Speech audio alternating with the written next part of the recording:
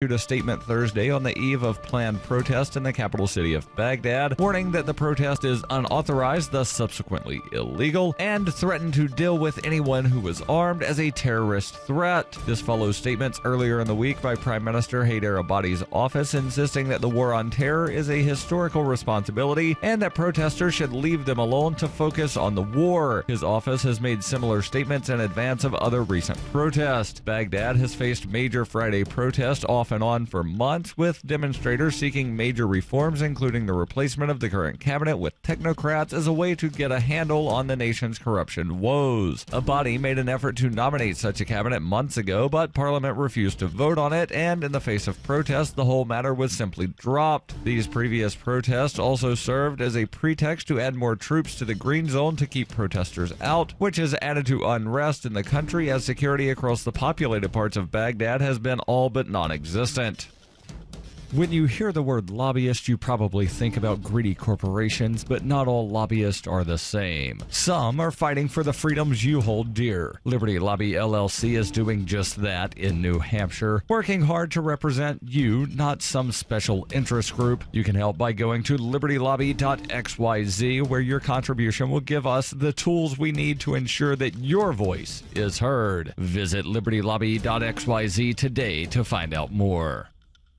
UPI reports a Southern California couple has been arrested for allegedly leaving 3 children without shoes or water in the scorching heat of the Mojave Desert, apparently as a form of punishment, according to authorities. Mary Bell and her boyfriend Gary Castle were both arrested by the San Bernardino County Sheriff's Office and faced felony child abuse charges. Officials said all 3 children were left in the desert town of 29 Palms, California for disciplinary reasons. Exactly what they were being punished for was not clear. Bell is the biological mother of the children, according to officials. The kids, a 7-year-old girl, a 6-year-old boy, and a 5-year-old boy, were rescued around 11:20 a.m. local time Wednesday after a driver passing by spotted them and called authorities. Investigators said the children had been outside in the desert for about 45 minutes with no shoes and no water. Meteorologists said the temperature would have been around 100 degrees at the time the kids were outside. None of the children required medical attention, according to officials, and are now in the custody of the state. A report by the LA Times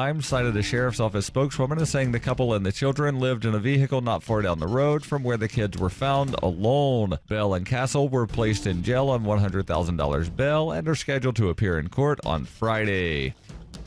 For nearly 40 years, Roberts & Roberts Brokerage has been a trusted source for buying and selling precious metals like gold and silver. They also take Bitcoin for precious metal purchases and have permanently removed the minimum purchase amount for all orders paid in the digital currency. Call Roberts & Roberts today for knowledgeable advice on buying and selling precious metals and a forward-thinking approach to new technologies. 800-874-9760 or visit online at rrbi.co. Reuters reports an attacker killed up to 80 people and injured scores when he drove a heavy truck at high speeds into a crowd watching Bastille Day fireworks in the French Riviera town of Nice late on Thursday. Counter-terrorist investigators were seeking to identify the driver, who a local government official said opened fire before police shot him dead. The official said weapons and grenades were found inside the 25-ton unmarked truck. The attack, which came 8 months and a day after the Islamic State gunmen and suicide bombers killed 130 people in Paris, appeared so far to be the work of a lone assailant. The truck careened for hundreds of meters along the famed Promenade seafront, slamming into spectators who were watching the fireworks, listening to an orchestra, or strolling above the beach towards the grand century-old Hotel Negresco. An Interior Ministry spokesman said several dozen had died. The newspaper Nice Matin said 42 people were in critical condition and many others injured. Bystander Frank Sidoli, who was visibly shocked, told Reuters at the scene, "I saw people go down, then the truck stopped. We were just 5 meters away. A woman was there. She lost her son. Her son was on the ground, bleeding." This has been FPP Radio News. Online at fppradio.com. U.S. officials assure Hong Kong that their protest is just one of many issues the White House is staying silent on, and an old guy at a hostel is down to party. This is the Onion Week in Review. Stunned officials from the Marine Conservation Institute announced this week that the past half-century of climate change and habitat loss somehow hasn't managed to take down the parrotfish. Biologists stress that despite destructive chemical runoff, rising ocean temperatures, and overfishing, the persistent little were somehow plugging right along like nothing had even happened. You look at the oil spills, greenhouse gases, and God knows what else we're throwing at them, and you think, yeah, those subtropical should have been wiped out decades ago. But nope, these sons of bitches are still around and doing better than ever. In other news, a grasshopper is dismembered by a future Supreme Court justice. A man having a great time will soon have to apologize to everyone, and Rand Paul pretends to be asleep so his dad will carry him in from the car. This is the Onion News Network.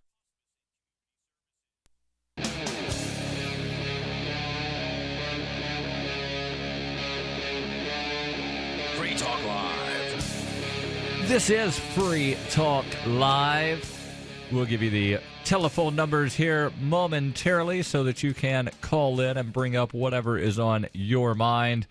We, of course, have some stories that we have brought in, and it's always a good sign when we bring in things that are related. Right. And the we in studio tonight is Darryl. And Chris. And Chris, I will let you start off with the story about Tor. Sure. That is the onion router. And no, it's not an actual router made out of onions. It's a special program that you download, and it allows you to get to what they call the deep web. Dun, dun, dun, the dark net, whatever you want to call it. Yeah. But not everything that happens on, the dark net or the deep web is nefarious. Absolutely. And this whole thing, and people tend to forget this, that Tor, the onion router, which is what Tor stands for, was something that was created by the U.S. government. It was a way to use the internet in a different way. And the nice thing about how it is, how it was built and how it was set up and how it's been maintained is it can obfuscate where you are. It can encrypt your traffic for you and things like that. And, a lot of people will say, well, if you act like you've got something to hide, you must have something to hide, so you must be breaking some law. Well, no. Tor is used a lot by dissidents in foreign countries that have restrictions on freedom of the press and things like that. And there's just a lot of legitimate reasons why you would not want your traffic or your location perhaps to be known. Right. And, there are journalists from Reporters Without Borders, for instance, that will use Tor to communicate with other journalists because they might be in a country that, does not even try to claim to respect freedom of the press. They're listening. There are some countries where they claim to respect freedom of the press, but then they wind up arresting journalists that say things that, some government agent doesn't like. Absolutely. Pete Santilli, for example. There are countries that absolutely do not even claim to respect freedom of the press. So if you're a journalist and you're there and you want your story to get out, then the only way to get that out is to use something like Tor. Absolutely. And Tor's kind of neat in that you can run a variety of different protocols over it, not to get all techie, but it's more than just browsing to whatever the latest version of the Silk Road is and get your goodies shipped to you. There's a lot of different things you can do. There's something in the news, or rather Tor's in the news for some reason. You bet.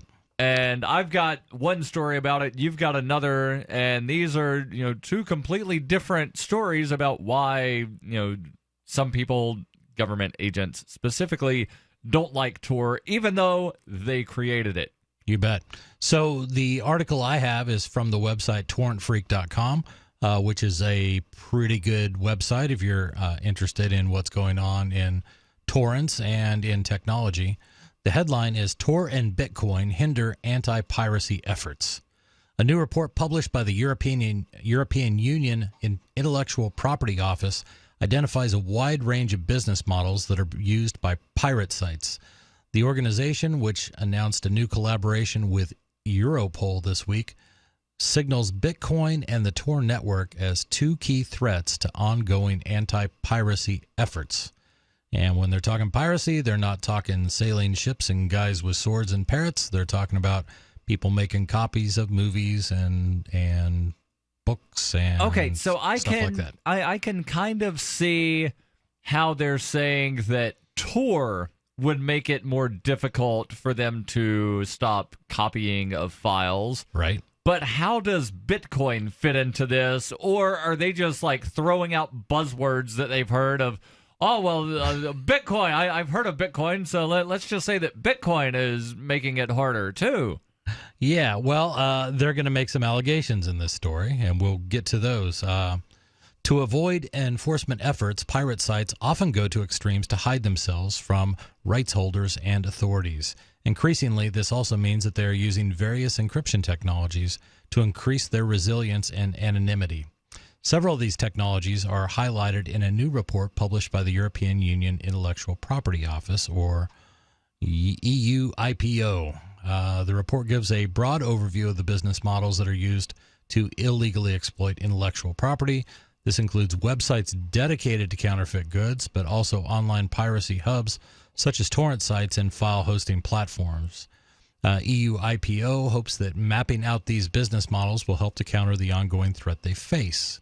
The study will provide enhanced understanding to policymakers, civil society, and private businesses. At the same time, it will help to identify and better understand the range of responses necessary to tackle the challenge of large-scale online IPR infringements, EU IPO notes. So, according to the research, several infringing business models rely on encryption-based technologies. The Tor network and Bitcoin, for example, are repeatedly mentioned as part of this, quote, shadow landscape, unquote. So I think what they're alleging here is that, you know, because these businesses might fund themselves or conduct transactions through Bitcoin, it makes it much more difficult for them to pursue their, you know, you can't go in and seize the bank account of a guy who's only dealing in Bitcoin. It's very, very difficult. But again, none of the torrent sites that I'm aware of require you to pay Bitcoin in order to download the torrent. None of the torrent sites that I'm aware of are even on the Tor network. And most of them are. You look at stuff like the Pirate Bay, it's just a standard website. It allows you to search for torrents. And torrents, for those of you who don't know, it's a little bit of code that you can download to your computer, and that allows you to get a piece of, say, a movie from maybe 1,000 different people. And because you're dealing with these little tiny fragments, it can be very fast and very easy to download, which makes it very, very easy to distribute. Right. So instead of having a centralized server, which is what Napster had. Exactly. Where there was a central server, people would upload the files to a server, and then somebody would say, oh, I want that file, and they would download it from a server. Right. With BitTorrent, there is no server. There's the torrent network, and everybody that is running the torrent mirror link, which is what it's called, they have little pieces of the file on their computer. And so then somebody's downloading the file from a bunch of different computers instead of from one computer, one centralized place. So you can take one computer out of that system and the network is still going. Right. Whereas with Facebook, and yes, I know Facebook is going to have more than one server, but there's still, you know, like a central thing somewhere. You take that out and it all shuts down. Yeah. So I won't go on and get into the redundancy of Facebook. Your point is well taken. In a distributed system, you have built-in resiliency and reliability, and that's what this is all about. And from an enforcement point of view, if the government wants to stop people from distributing, you know, chasing Nemo or whatever the heck, whatever movie's out, I don't know. Finding Dory. Yeah, there we go. If they wanted to shut that down, then they could look on the Tor network and they could say, aha, somebody has an illegal copy of that. And it looks like 400 different people have bits and pieces of it, and those people are in 20 different countries. So better go arrest them all. What do we do?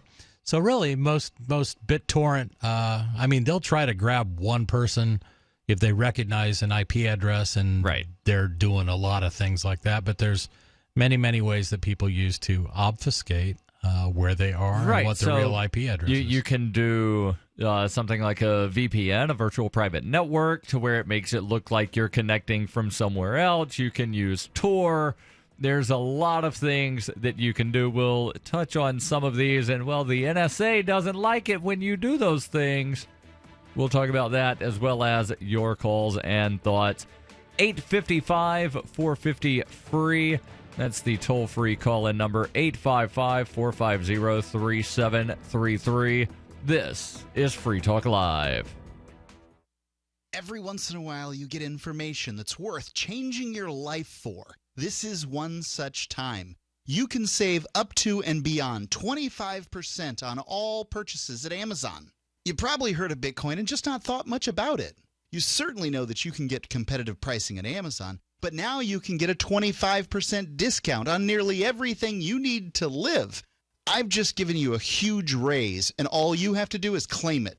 You go to saveitpurse.com and open an account. Do this right now. Don't wait. Then you fund the account with Bitcoin. You can buy them through expresscoin.com with a check or money order. There are other ways to get Bitcoin, but that's fast, safe, and easy. This information is worth you changing the way you do things. Go to saveitpurse.com right now, get signed up, and cash in on the huge raise I'm offering you. 15 to 25% off of everything at Amazon through saveitpurse.com. It's saveatpurse.com. This is a healthcare alert from the Pain Relief Hotline. If you, a family member, or a loved one suffers from knee, back, shoulder, or ankle pain and have Medicare as your primary insurance, we've got great news. You don't have to suffer any longer. You can immediately qualify for a pain-relieving brace at little or no cost to you by calling our 24/7 Pain Relief Hotline at 866-389-0620. Delivery is free and all paperwork is handled for you. If you are on Medicare and have knee, back, shoulder, or ankle pain, don't wait. You can qualify to immediately receive a pain-relieving brace at little or no cost by calling our 24/7 Pain Hotline now at 866-389-0620. Our representatives are standing by 24/7 to take your call and rush you your pain-relieving brace at little or no cost to you. Shipping is free and all paperwork is handled for you. Just call 866-389-0620. That's 866-389-0620. Again, 866-389-0620. Understanding your credit score is the first step towards managing and improving it. This is Charlie Sundstrom with your Van Dyke Mortgage Minute. The most influential component of your credit score is your payment history. Almost equally as important is the amount you owe on credit accounts. Also impacting your score, but to a lesser degree, are the length of time you've utilized your credit, the number of new accounts, credit inquiries, and your various types of credit accounts. To help achieve or maintain a healthy credit score, have a system set up to assure your bills are always paid on time. Don't max out your cards. It's better to have a high credit limit with a low balance. Never close old accounts. The age of these can actually help your credit score. But don't be afraid to use your credit. You need several accounts in order to have a credit score. Just keep the corresponding payments within your means. For your mortgage pre-approval and refi needs, start by visiting VanDykeMortgage.com. Corporate NMLS 3035. Van Dyke Mortgage is an equal housing lender. Charlie Sundstrom, NMLS 134251. The three most important things you can do for Free Talk Live are: 1, share one episode a week on Facebook or in some other social networking site. 2, buy the things you buy online through shop.freetalklive.com. 3, give $5 a month to the AMP program. You likely buy all kinds of things online. Amazon is the largest online retailer. You can get what you need at the same prices with free Super Saver shipping by going to shop.freetalklive.com. Please do your online shopping at shop.freetalklive.com. For Bitcoin to be ubiquitous, people need to use it. For people to use it, they must have it. How can we get Bitcoin into more hands? Tipping. What if you could include a bonus Bitcoin tip along with your regular tip to a server? What if that Bitcoin tip returned to you if unclaimed after 30 days? An attractive business card Bitcoin tip that's easily claimed, gives instructions on wallets and spending, and returns to the tipper if unused. Tip.freetalklive.com. Tip.freetalklive.com. You can put the Liberty Radio Network on the air in your area. Visit broadcast.lrn.fm to learn how. Broadcast.lrn.fm.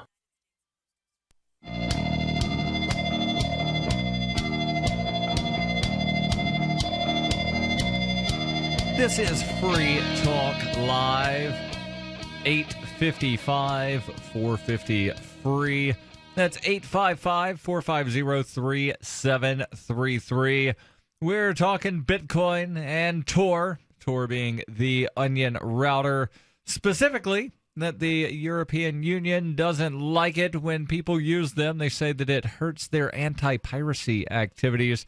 And, well, apparently the NSA doesn't like Tor or Linux either. But we here on Free Talk Live, we are big fans of decentralized technology and Bitcoin. And when it comes to cryptocurrency wallets, you have a lot of options. But there's only one wallet, that holds your Bitcoin, Ether, and DAO tokens. Jaxx, Jaxx. Go to jaxx.io, or you can download the app in the Apple App Store or Google Play Store. All data is stored client-side, so the programmers of Jaxx, they never have access to your funds. You can use this thing cross-platform, and their sleek design means smooth functionality on your phone or your computer. It's easy to back up and recover funds if need be. And here's a little insider info. The ultimate aim for Jaxx is to build you a digital command center for your life, giving you control over coins, currencies, contracts, identity, and more. Control in the palm of your hand. Jaxx.io, Jaxx.io.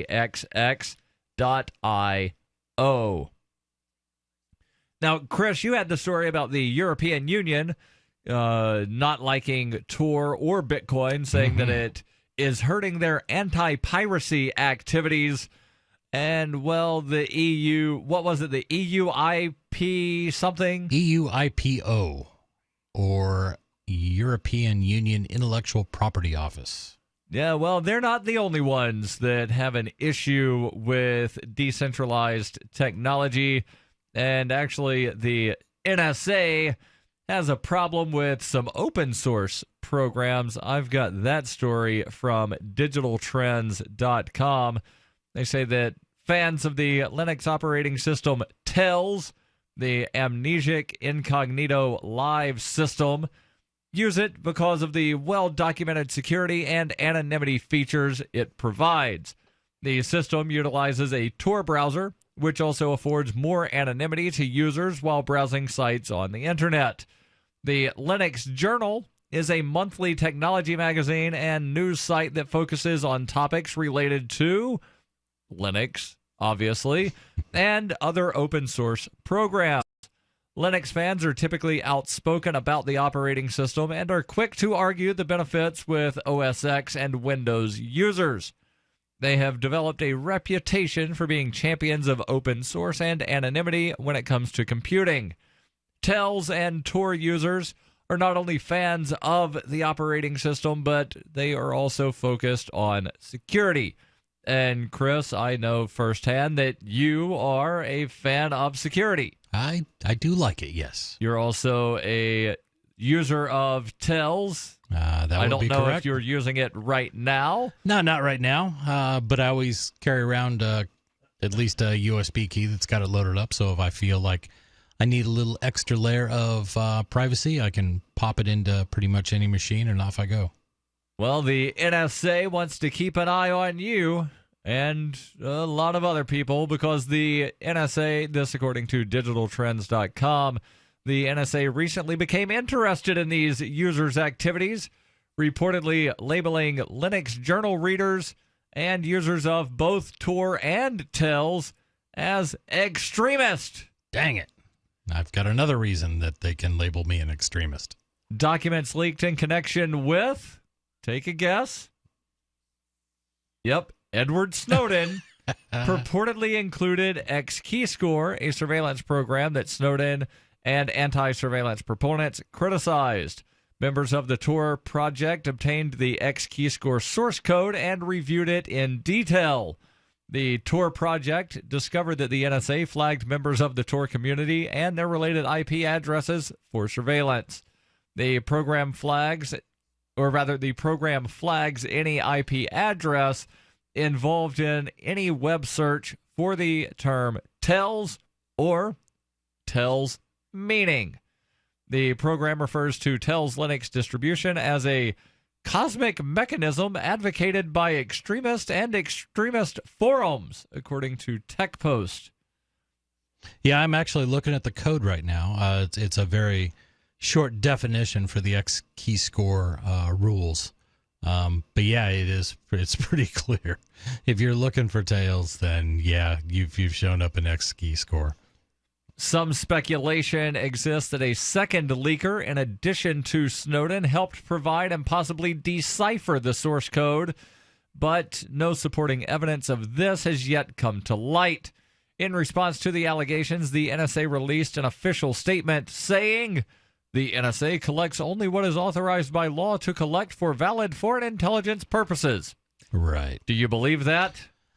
No, I think that's pretty much gone completely out the window, and it amazes me. Two things amaze me. Number one, that they continue to basically state the same lie over and over and over again. Right. What was the question that was asked of James Comey by one of the senators? Does the NSA spy on millions or tens of millions of Americans? Not Comey. The guy you're thinking FBI. I'm thinking of NSA. Right, but whoever it was, the guy said no. Absolutely not. Not intentionally, which was absolutely a lie also.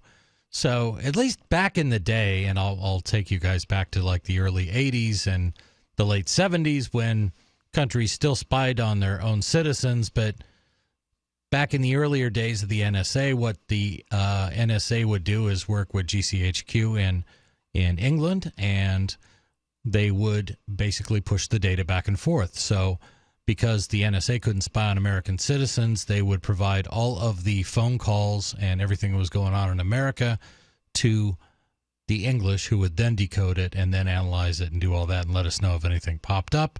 And we would do the same for their citizens because they had similar laws. So the end result was exactly the same, but at least they tried to do it in a way that they could sort of argue that it was legal. I think it was NSA Director Keith Alexander. There we go. Yeah, Keith with big cojones to sit there and lie like that.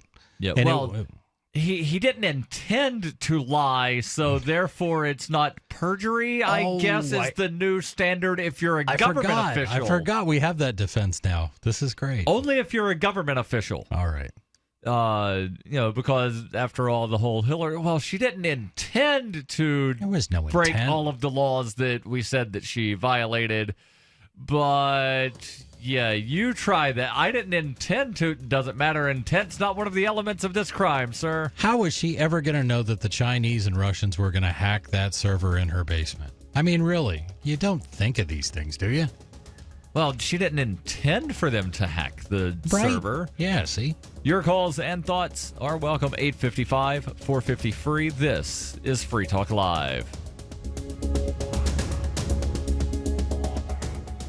You've seen crazy diets to lose weight. At GCN Team, our healthy body weight loss system simply neutralizes the body, bringing down cravings. It has been proven that nutritional deficiencies drive appetite for carbs, sugars, and fats. Lose weight the easy way. Find us at GCNteam.com or call 877-878-4203. Fighting cravings is a fool's game. Give the body what it needs to be satisfied. Again, 877-878-4203. That's 877-878-4203.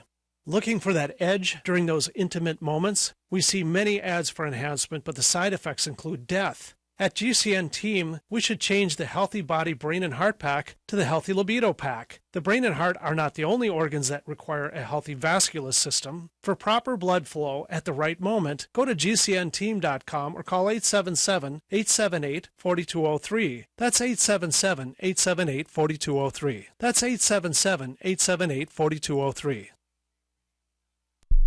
The Free State Project has reached its goal of 20,000 liberty lovers who've pledged to move to New Hampshire and get active to achieve liberty in our lifetime. Perhaps you're trying to figure out what part of New Hampshire should be your destination.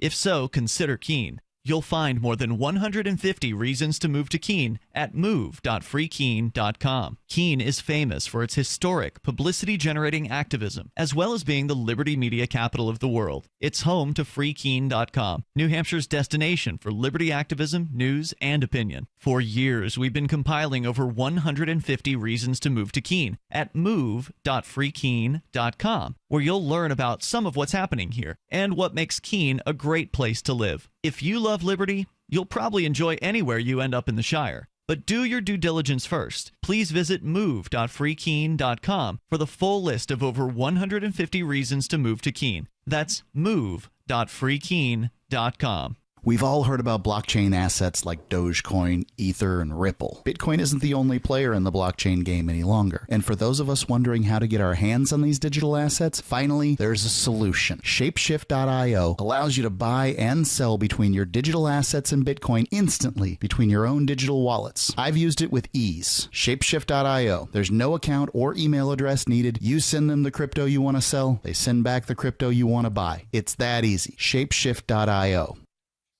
If you want to know the latest about Free Talk Live before we go on the air, all you need to decide is how you want it delivered. It's your choice. Visit news.freetalklive.com. You can get emailed announcements and participate in contests via our email updates list. Plus, we have a Twitter account that you can follow and a Facebook page where you can become a fan. So visit news.freetalklive.com to get news about Free Talk Live as soon as it's announced and the way you want it delivered at news.freetalklive.com. That's news.freetalklive.com. This is Michael Dean from the Freedom Teens radio show. I've run websites since 1996 and have used over a dozen web hosts in that time. AgoristHosting.com is the only one that hasn't broken my heart. Agorist Hosting's uptime and service is stellar, and their DDoS mitigation is the best I've seen. That's important because if you tell the truth in this world, you'll ruffle feathers. And some people will try dirty tricks to silence your voice. No matter what the haters hit us with, Agorist Hosting keeps our websites online. If you have a mission-critical commercial presence or a world-changing activism site, you cannot tolerate any tomfoolery. So go with AgoristHosting.com. And if you want to get your foot in the door with decentralized marketplaces, Agorist Hosting is now offering open bazaar hosting. Go to agoristhosting.com, click on the button that says Get Hosted. Agorist Hosting, that's AGORIST hosting.com. You can connect with the Liberty Radio Network via our Facebook page at facebook.lrn.fm. That's facebook.lrn.fm.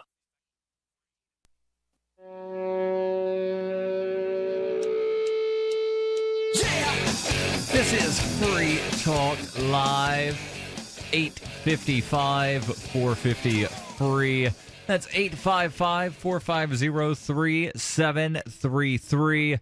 You can call in, talk about whatever is on your mind. We are talking about Tor and Linux, and hopefully we're not getting too technical. I don't think we are, because sometimes when you do tech talk, yeah, especially if you're knowledgeable, and Chris, you are, I know enough to be dangerous. There are times when you can wind up, going over people's heads rather quickly. And I don't think we are doing that. Try not to. Because we're talking more about the newsworthiness of a report where the NSA apparently has labeled users of Linux and Tor as possible extremists. So Linux kind of surprises me, because that is pretty much a mainstream operating system. There's only really the big three. You got Windows, you got Apple OS's, iOS, and then you have Linux. And the only real difference is, besides stability and how the fact that Linux is actually a pretty dang good operating system. But Linux is not centralized, whereas Apple and Microsoft are. Well, it's open source. Anybody can look at all the code. Anybody can contribute to it, and that's just a very different business model. But there's nothing inherent to Linux that makes it a threat on its own. You know what I mean? Right. It's not. I can see how one would make the argument for Tor. Specifically, they're saying that readers of a magazine/website called Linux Journal are possible extremists, in addition to Tor and Tails users. So it's not even necessarily Linux users, it's people that read a specific website/magazine. And this, of course, was found when somebody read the source code for X-Keyscore, which is a collection, and I've pulled up the article from TechSpot, where they go a little more in-depth than Digital Trends does. X-Keyscore is a collection and analysis software that was among a number of surveillance programs revealed by Edward Snowden. In the source code, which has been obtained and analyzed by members of the Tor project and security specialists for German broadcasters NDR and WDR, they identified 2 German Tor Directory Authority servers as being under surveillance by the NSA. The code also cites a number of specific IP addresses of the Tor Directory Authority. Now, one thing that's interesting is that Canada, along with the United Kingdom, New Zealand, Australia, and the United States, are collectively known as the Five Eyes. You got it. And exempt from certain surveillance laws. Absolutely, unless we decide that we want to go after Angela Merkel's email or phone calls. So, supposedly exempt. I find it interesting. They also bring up TrueCrypt, which is anybody who's ever looked into full disk encryption is a name that I'm sure they'll be familiar with too. But yeah, it's not just Linux Journal. That is one site, but it's a whole bunch of sites.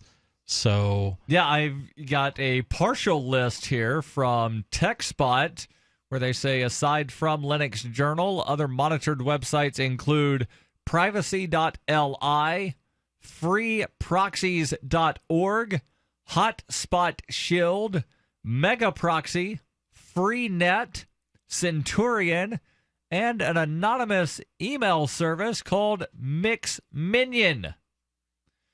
While there is no word about how the source code was obtained, security experts aren't sure whether it was leaked by Snowden or someone else.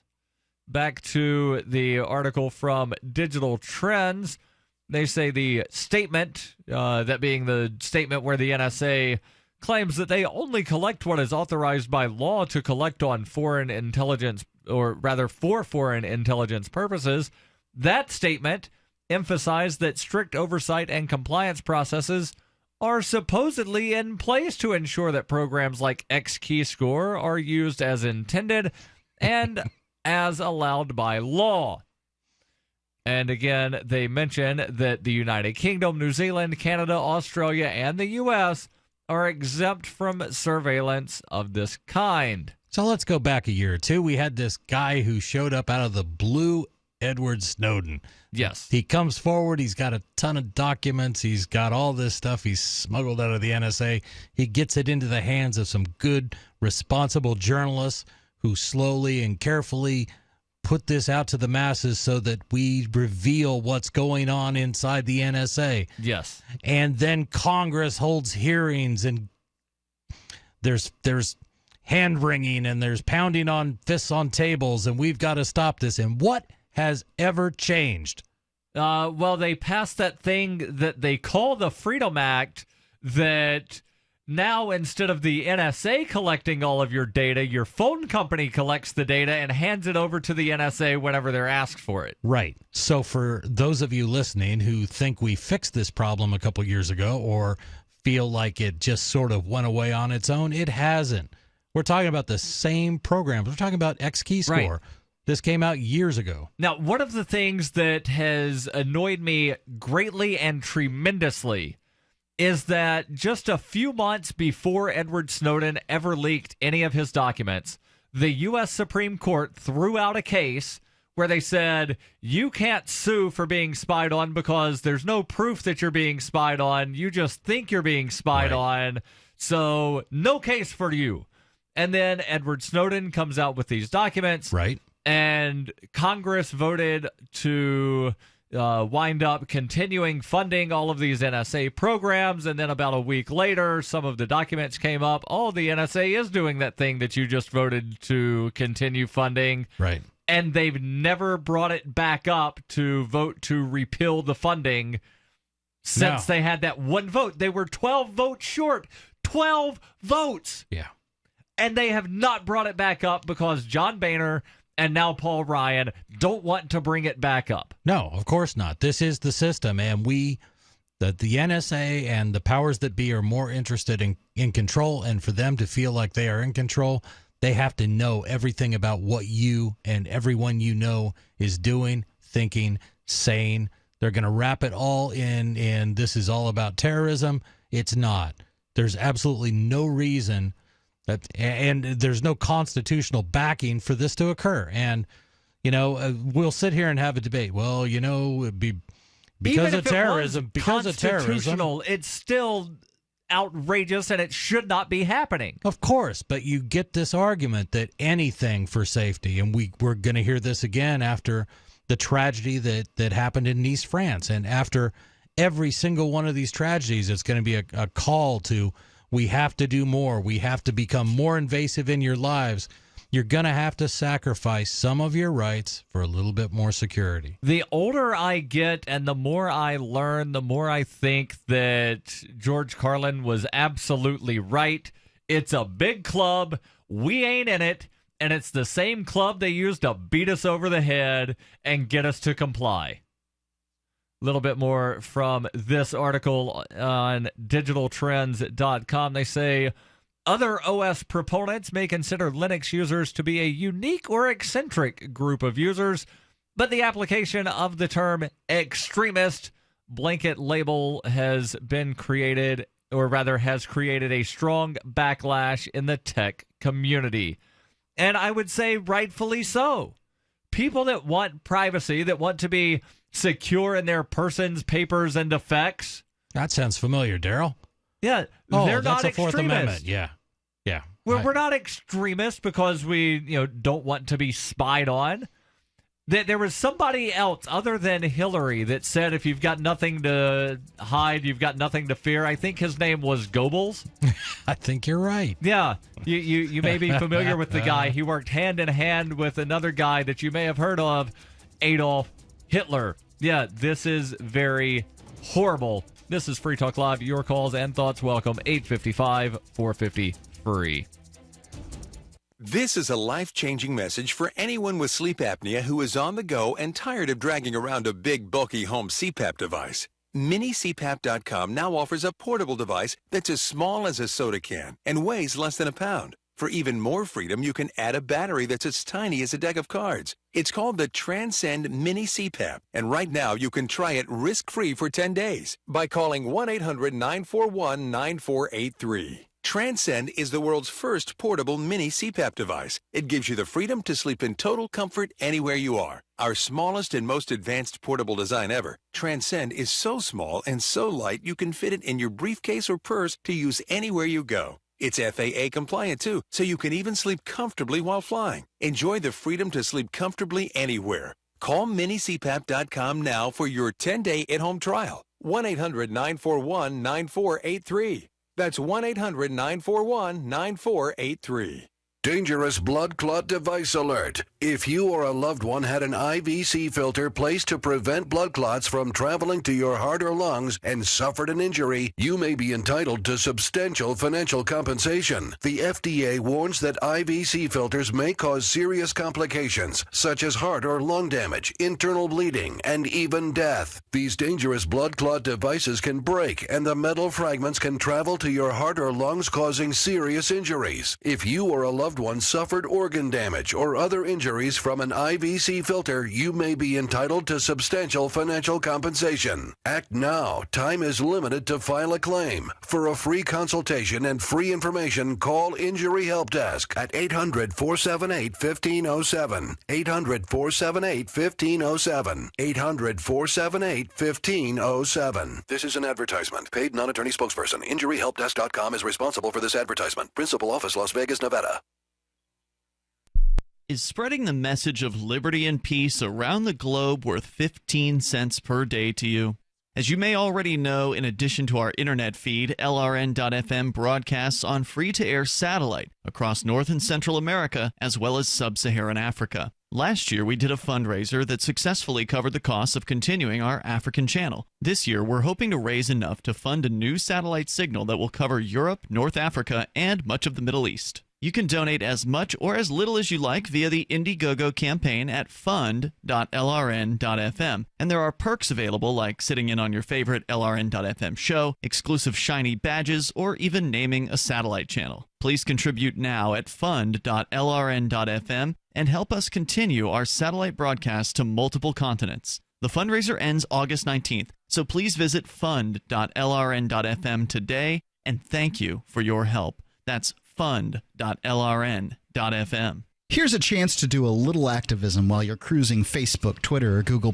Between the LOL cats, the recipes, the hot girls, and the inspirational sunrise memes, Free Talk Live's posts pass by your newsfeed. Like them, comment. It gives us more exposure. If you don't see our posts, click like at facebook.freetalklive.com and then hover over it to click Get Notifications. It's an easy way to spread the ideas of liberty a bit further. I know you're busy, but you can spare that 1/10 of a calorie it takes to click on something. Facebook.freetalklive.com. There's no better app for tracking the value of cryptocurrencies than CoinCap. I've had a lot of apps for tracking Bitcoin, but none that's ever been able to track 500 digital assets at once. Their best feature is the Altfolio. I love this thing. You enter how many Bitcoins, Ether, Dash, Doge, or whatever else you have, and it tells you how much your crypto is worth. You can watch yourself get rich. If you have crypto, go right now to coincap.io, or you can use the Apple Store or Google Play to get the app. I love CoinCap. coincap.io.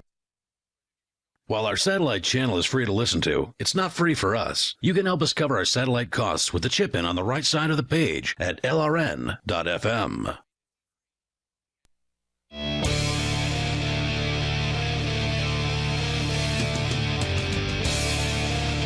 This is Free Talk Live, 855 450 free. And we've known for a while that governments don't really like it when people try to compete without their permission. Now, we just told you about how the European Union and the NSA are saying that people using Tor are, bad people. In Europe, they're saying Tor users are, quote, hurting their anti-piracy activities. And the NSA is saying that readers of Linux Journal might be extremists, as are users of Tor and Tails. Tails being, what's that acronym stand for again, Chris? The amnesiac. I don't have it in front of me. Incognito something system. Yeah. Basically, it's something you have on a flash drive, you plug into your USB port, and then it winds up creating, like a dual boot sort of thing on your computer. You do whatever you want to do, and then when you're done, you unplug it, and there's no record of any of that on your computer. Well, we've also talked about how in a lot of places, various governments have tried shutting down Uber and Lyft, or in some places they're doing everything they can to make the laws such that Uber and Lyft are able to operate. And we've also talked about Austin, Texas, which is one of those cities where they don't take too kindly to people competing with the taxi companies. And, well, you may have heard the name Christopher David, especially if you've listened to Free Talk Live, in some length. We've talked about Chris before. He's the creator of Arcade City. And, well, he's been down in Austin, Texas recently trying to get Arcade City relaunched. And, well, there's something strange that happened today. This from a Facebook post on the Arcade City website. Quote, several Austin Police Department officers and transportation officials entered Capitol Factory on Friday afternoon in search of Arcade City founder Christopher David. David and the Arcade City team were not in the building at the time. Whoops. 2 Austin Transportation Department officials, accompanied by 4 police officers, went into the co-working space with plans to issue a citation for operating a transportation service without a valid operating authority, according to a spokeswoman for the city. Was that authority or authority? Authorita. There we go. Respect my authorita. The violation, technically this would not be a violation. The offense is a Class C misdemeanor, punishable by a fine of up to $500. And the reason I say it's not a violation is violation is also a legal term. Understand. As with misdemeanor and felony. This offense is a Class C misdemeanor, fine of up to $500. The transportation officials asked police to accompany them in case David or others involved declined to sign the citation. The story continues over at austinno.streetwise.co. Just take a step back. Why are the Arcade City folks in Austin in the first place? Well, because Austin recently passed some very stringent law or ordinance saying that if you drive and you pick somebody up and they give you money when you drop them off, then you are a taxi driver and you must submit to all kinds of further background checks other than the ones that Uber and Lyft perform. Right. You have to go get fingerprints and some other stuff from the city, and you are then a taxi employee. And, well, Uber and Lyft say, no, you're not employees, you're contractors. Yeah. So there were things along that to where the city made it very cost prohibitive for Uber and Lyft to operate. So Uber and Lyft pulled out. In comes Arcade City. Arcade City saying, no, we're not any kind of transportation network, whatever it is. Right. We're just people that, we're helping our neighbors get places, and we're organizing. No, they don't call and say, I need a ride right now. These rides are scheduled ahead of time, so therefore they don't meet your definitions of stuff. Right.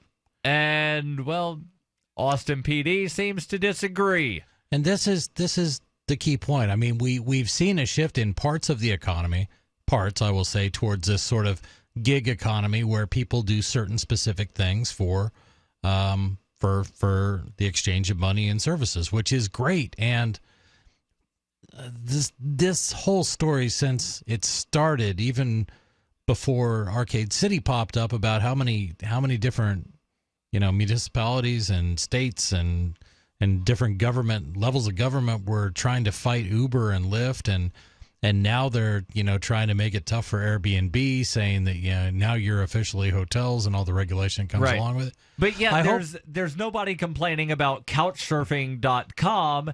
Nobody's complaining about Craigslist, where you can schedule a ride. I need a ride to the seacoast. But we know all the reasons why these things occur. And generally when the big hand of government comes down to make it hard on somebody trying to break into the business, it's usually at the behest of the people that are already in the business, be it big hotel, be it big taxi cab unions or taxi cab companies who have lots of money to be able to lobby. We talked about some of this last night when we were talking about the antitrust. This is just that same sort of thing in reverse. Right. Of protect me, Big Daddy government, protect me from competition because I'm not performing the service good enough to outperform my competition. Right. And this is what I hope that these are easy to understand wake-up calls for people that are they might not know enough to question whether government's too big or too small. But when you see innovation occurring, and I remember the launches of Lyft and Uber. I thought, wow, what a brilliant idea! This is really going to change things. And when government sits there and gets right in the way, then you got to have people that are going to disrupt it and maybe wake some people up along the way. The article continues. Arcade City, an alternative to Uber and other ride-hailing apps, offers ride-hailing service through a Facebook group, and it's not a ride-hailing service because you're not saying I need a ride right now. You're saying I need a ride tomorrow at 2 o'clock. So it's a scheduling of some sorts, but they're doing this through a Facebook group where riders request drivers, and drivers can later agree on a fee for the ride. The service has been controversial since it first launched in May after Uber and Lyft discontinued service in the city. In June, Austin police targeted Arcade City drivers in a sting that led 4 drivers getting tickets and having their cars impounded. The article says it's illegal in Austin to accept money for giving someone a ride unless it is below the federal reimbursement rate. Unreal. Capital Factory founder Joshua Baer told Austin NO that he had just landed in Vail, Colorado on Friday when he began getting messages about police entering the co-working space. And there's a short video. It's only 10 seconds long. There's no talking of any kind. But it looks like basically a giant warehouse type thing to where it's a very open floor plan. Yeah, broken There's up a bunch into of cubes desks and- again. Yeah. It's not even cubes. There's just a bunch of desks, and it's all open. And it looks sort of like a makerspace sort of thing that people can do computer work in. He says that he had just landed in Vail, Colorado when he began getting messages about police entering the space. He said Arcade City has been renting office space there for a few months and that the company is not part of Capital Factory's investment portfolio. Quote, I can't imagine this was a completely unexpected turn of events. I was expecting something like this to happen eventually. He said he does not necessarily endorse how Arcade City operates, but he's glad they're trying to find innovative alternatives for finding rides in Austin. Quote, what they're doing is very interesting, and it's a complicated issue with a lot of different sides. And now here comes the absolute best part of this, the Arcade City Twitter feed that I'm presuming is being run by Arcade City founder Christopher David, has the best tweet that I have ever read. At Austin Police, tweet first next time. I love it. I love how this guy, the cops are coming after him, and he's just standing there smiling. Hey, if you would have sent me a tweet, maybe I'd have been there. Maybe not. I don't know. But we'll take your calls and thoughts on this or whatever is on your mind. Hour 2 next, 855-450-FREE. This is Free Talk Live. Adam Kokesh has agreed to meet Bernie Sanders in any city in America on any day between now and the end of the year for a friendly debate on socialism versus voluntarism, in which Bernie can choose an objective moderator. To sweeten the deal, Roger Ver, a.k.a. Bitcoin Jesus, has offered that upon completion of a 3-hour debate in which both men have equal time, he will donate a total of $100,000 worth of Bitcoin to the charity of each man's choice, $50,000 apiece. Learn more at bernie.freetalklive.com. Are you searching for your soulmate? Someone you can trust, who will never betray you, or cooperate with the NSA? Stop searching. With EasyDNS, you found a keeper. EasyDNS does it all. Domain names, web hosting, and managed WordPress hosting. EasyDNS stands up for your internet freedom, and with servers in Canada, they do not cooperate with the NSA. Go to EasyDNS.com. You'll love their services or get a full refund. They guarantee it. And they accept Bitcoin. That's EasyDNS.com. Arcade City is a ride-sharing app built by drivers, not a mega corporation. As a driver with Arcade City, you can keep all of what you earn. Sign up now to drive for or ride with Arcade City at arcade.freetalklive.com. Arcade City is connecting drivers directly with riders and has been making headlines for disrupting the ride-sharing industry. Sign up now at arcade.freetalklive.com. That's arcade.freetalklive.com. So you've heard all 3 hours of the latest episode of Free Talk Live, and you're still hungry for liberty-oriented audio content? Did you know that we have another 24/7 audio stream at LRN.FM? The Liberty Radio Network airs the latest episodes of some of the best liberty-oriented podcasts on the internet around the clock. In addition to recorded content, you'll also hear live shows like Free Talk Live, originating from our Keene, New Hampshire studio. So listen anytime at LRN.FM. That's LRN.FM. You're listening to the live edition of Free Talk Live. Hour number 2 is next after the news here on the Liberty Radio Network at LRN.FM. From Keene in the Shire, the Liberty Media capital of the world, this is Darryl W. Perry, host of FPP Radio News for Friday, July 15th, 2016. Silver is trading at $20.20 per ounce. Gold is valued at $1,334 per ounce. And according to BitcoinAverage.com, the average price of Bitcoin is $669.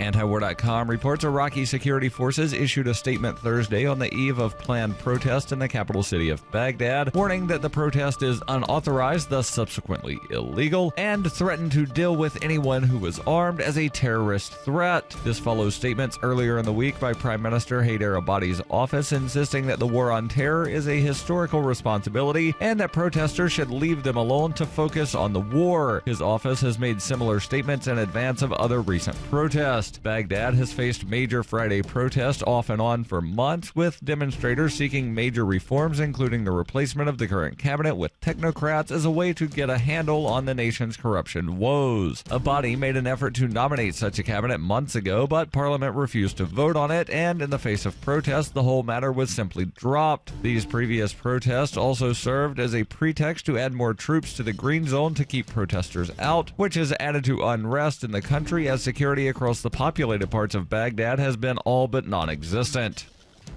When you hear the word lobbyist, you probably think about greedy corporations, but not all lobbyists are the same. Some are fighting for the freedoms you hold dear. Liberty Lobby LLC is doing just that in New Hampshire, working hard to represent you, not some special interest group. You can help by going to libertylobby.xyz, where your contribution will give us the tools we need to ensure that your voice is heard. Visit libertylobby.xyz today to find out more.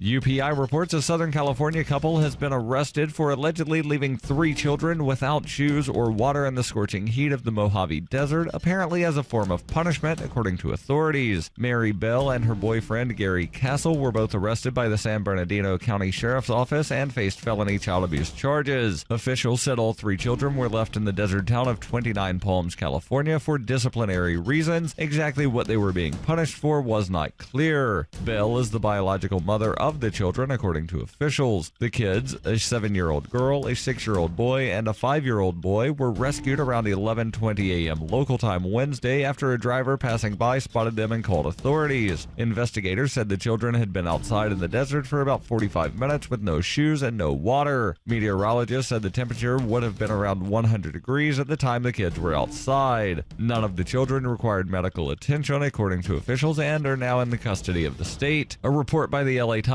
cited a sheriff's office spokeswoman as saying the couple and the children lived in a vehicle not far down the road from where the kids were found alone. Bell and Castle were placed in jail on $100,000 bail and are scheduled to appear in court on Friday. For nearly 40 years, Roberts & Roberts Brokerage has been a trusted source for buying and selling precious metals like gold and silver. They also take Bitcoin for precious metal purchases and have permanently removed the minimum purchase amount for all orders paid in the digital currency. Call Roberts & Roberts today for knowledgeable advice on buying and selling precious metals and a forward-thinking approach to new technologies. 800-874-9760 or visit online at rrbi.co. Reuters reports an attacker killed up to 80 people and injured scores when he drove a heavy truck at high speeds into a crowd watching Bastille Day fireworks in the French Riviera town of Nice late on Thursday. Counter-terrorist investigators were seeking to identify the driver, who a local government official said opened fire before police shot him dead. The official said weapons and grenades were found inside the 25-ton unmarked truck. The attack, which came 8 months and a day after the Islamic State gunmen and suicide bombers killed 130 people in Paris, appeared so far to be the work of a lone assailant. The truck careened for hundreds of meters along the famed Promenade seafront, slamming into spectators who were watching the fireworks, listening to an orchestra, or strolling above the beach towards the grand century-old Hotel Negresco. An Interior Ministry spokesman said several dozen had died. The newspaper Nice Matin said 42 people were in critical condition and many others injured. Bystander Frank Sidoli, who was visibly shocked, told Reuters at the scene, "I saw people go down, then the truck stopped. We were just 5 meters away. A woman was there. She lost her son. Her son was on the ground bleeding. This has been FPP Radio News. Online at fppradio.com.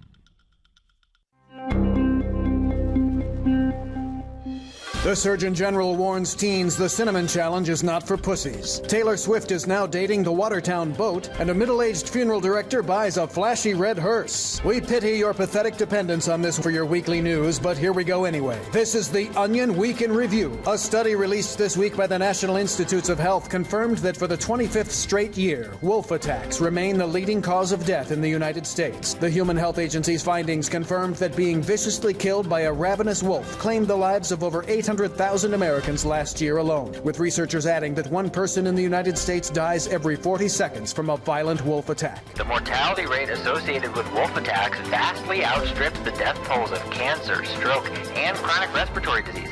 People should know that anyone... Oh, Jesus, help!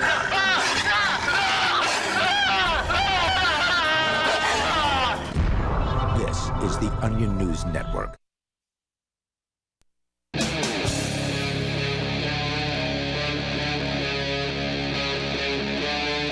Free Talk Live. This is Free Talk Live, kicking off hour number 2. In studio tonight is Darryl. And Chris. And we're taking your calls, as always, 855-450-FREE. That's 855-450-3733. There's big trouble in Turkey, apparently. Big Trouble in Little Turkey. That was a movie, wasn't it? No, Turkey's not that little, and no, the movie was Big Trouble in Little China. I get that confused all the time. But, Turkey is, of Middle Eastern countries, and I don't know if Turkey necessarily fits the original definition of Middle Eastern country. Yeah. And the reason I say original is because George Bush expanded the definition of Middle Eastern country to be everything in North Africa all the way over to and including Afghanistan.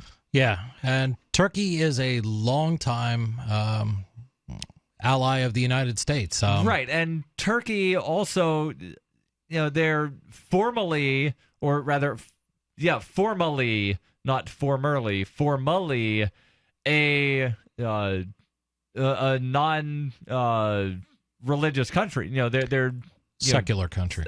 Secular is the term I was looking for. So they're officially secular, meaning that there is no state-run religion, no state-run church. Can't say the same for countries like, the United Kingdom, sure, where the Queen is the head of the Church of England. Yeah, absolutely. So, Turkey, very different from a lot of countries that people think of as quote-unquote Muslim countries. Right, but they did elect a Muslim president, President Erdogan. So this is coming from the New York Times. The headline is President of Turkey urges resistance as military attempts coup. Now, my first question here is, because we know that Turkey has been an ally of the United States, and we know that the U.S. government has funded and backed coups in other countries. Is this coup something being backed by the U.S. government? Time will tell. Maybe that will come out. Maybe it will not. The other thing is Turkey is a NATO member. So this, to me, brings into question, does the communal defense portions of the NATO agreement, does that just not, it doesn't apply to the president, or it doesn't apply to the existing administration? Does it only apply if they're attacked from another power? Outside from, right. But what not happens inside? When the military, as is happening in Turkey and as happened in Egypt, and we do know that the U.S. government supported the Egyptian military in their coup. Right. What happens when the military of a NATO member country decides to take power from the quote-unquote duly elected government. Right. Well, it certainly depends on how important the resources may be to the United States. Certainly. I hate to go right there, but that's pretty much what it comes down to. So, back to the story. Istanbul.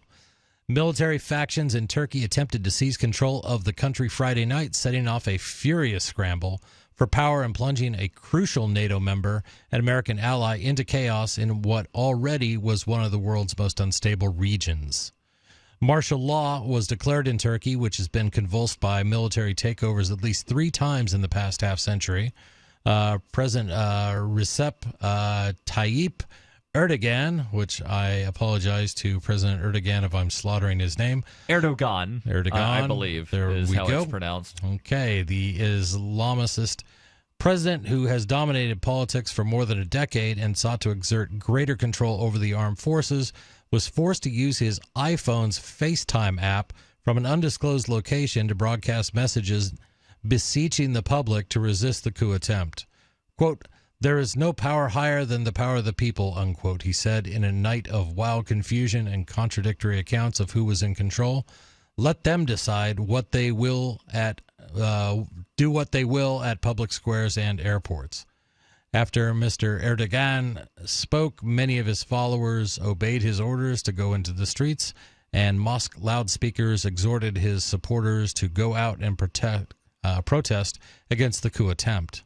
The state-run Anadolu news agency said 17 police officers were killed in a military helicopter attack on a police special forces headquarters outside of Ankara. There were also reports that fighter jets had shot down a military helicopter used by coup plotters.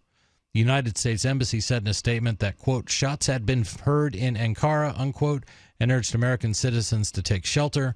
Social media outlets worked intermittently or were blocked. The event began unfolding late Friday, roughly around 10 p.m., as the military moved to stop traffic over 2 of Istanbul's bridges, which cross the Bosporus and connect the European and Asian sides of the city. So it's a mess, and this undoubtedly has got to be of great concern to the administration, to the U.S. military. Like we said, a NATO member, and historically, Turkey played a vital role during the Cold War. And this was not a name that came up frequently, but NATO's history, the U.S. military's history and U.S. intelligence history with Turkey goes back to the Cuban Missile Crisis. So when the Russians backed down and we made some deals, we agreed to pull back some of our mid-range and short-range nuclear missiles.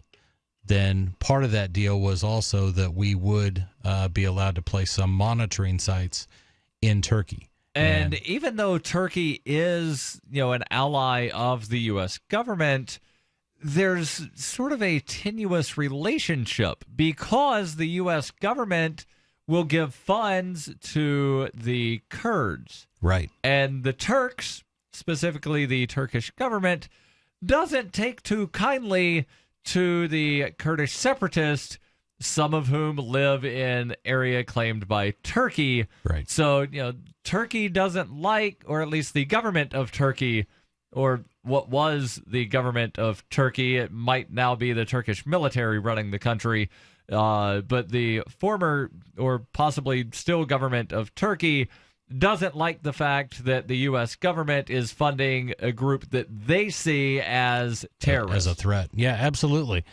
This is it's hard to look. It's hard for me to look at the Middle East or anything occurring in Turkey or in Iraq and not just hear Ron Paul in the back of my head going blowback, blowback, because none of this is ever going to end well. And we see the rise of radical Islam, and I'm one of those people that will say that, but I place the blame fairly squarely on the shoulders of U.S. foreign policy and the foreign policy of a lot of other countries too. But we kind of reap what we sow in these cases.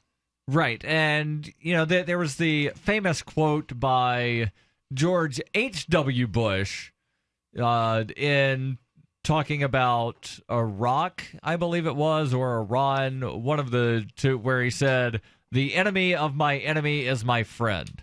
Well, in this case, with Turkey, it seems like the frenemy of my frenemy is my frenemy. Like, I'm not really sure how to describe this whole weird situation to where the U.S. is allies with the Kurds. The Kurds hate the Turks, but the U.S. is also allies with the Turks. And somehow it works in this sort of frenemy situation. Well, this is what happens when you implement point-in-time diplomacy and point-in-time strategic planning.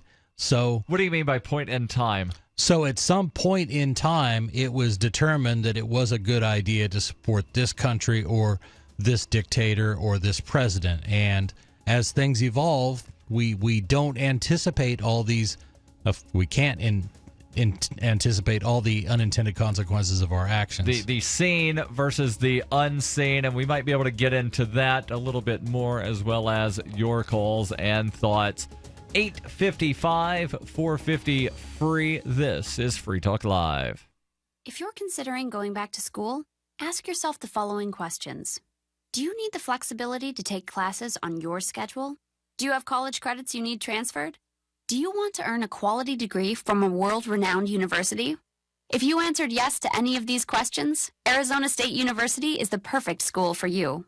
Arizona State University offers over 100 highly ranked degree programs 100% online. You'll earn the same degree as you would on campus, from wherever you are, on your schedule. Plus, ASU Online accepts most transfer credits. For information, call 1-800-958-5345. Learn for yourself why the Wall Street Journal ranks ASU 5th in the nation for producing the best qualified graduates, and why 90% of ASU grads are recruited within 90 days of graduation. Learn to grow, learn to succeed, and learn to thrive at Arizona State University. To learn more about ASU online degrees, call 1-800-958-5345. That's 1-800-958-5345.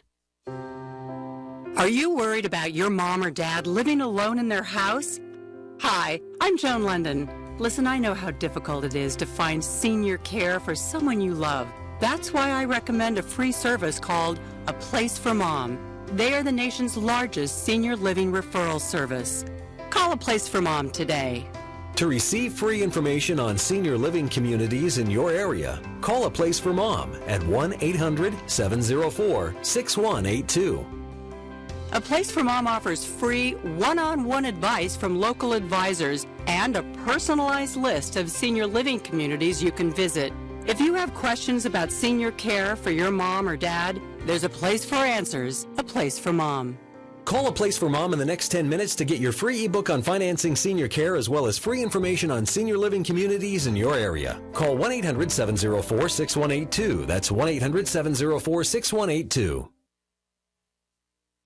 These statements have not been evaluated by the FDA. This product is not intended to diagnose, treat, cure, or prevent any disease. Work with your doctor when taking medications. Make Protovite part of your healthy lifestyle. HealthForLiberty.com is your source for Protovite, a powerful nutritional supplement that's a true breakthrough for your health. Poor digestion makes it nearly impossible to absorb the nutrition your body needs. Protovite is a liquid multi-nutrient formula with patent-pending absorption technology and the highest quality ingredients to nourish every cell in your body. My name is Sandra White. 6 weeks ago, when I started taking Protovite, I was on 14 medications, from everything for blood pressure to fibromyalgia. In the first 10 days, my blood sugar dropped 50 points, and my fibromyalgia pain is gone. And so was 12 of the 14 medications that I was taking. I'm 66, living life and loving it. Go to HealthForLiberty.com right now. That's HealthForLiberty.com. Thank you, Protovite, for giving my life back.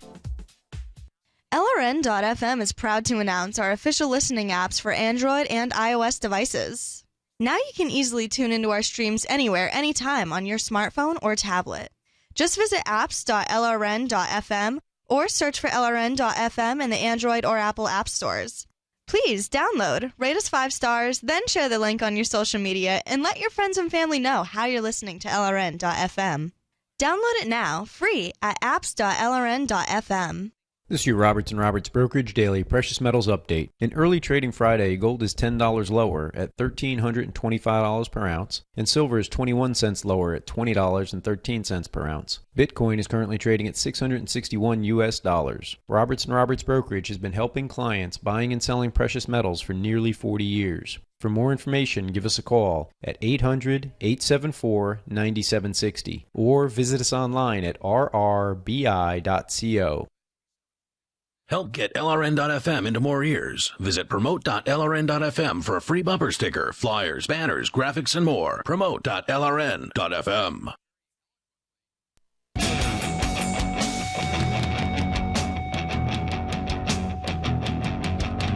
This is Free Talk Live, 855-450-FREE. That's 855-450-3733. It's not normal for us here on Free Talk Live to give breaking news or, news that is happening a couple hours ago, but, times are, what they are, and Chris had brought in a story about Turkey, and, well, apparently things are getting a little more iffy over there in Turkey. The story from the New York Times is that the Turkish president is urging resistance as the military attempts a coup. Things that I'm reading, time-stamped 30, 40 minutes ago, an hour ago, is that the Turkish military, this from Twitter, and I'm not sure how this is necessarily getting out because according to one report, access to Twitter, Facebook, and YouTube are being blocked from inside Turkey, while state-owned TRT television has gone off the air, and their website shows the weather.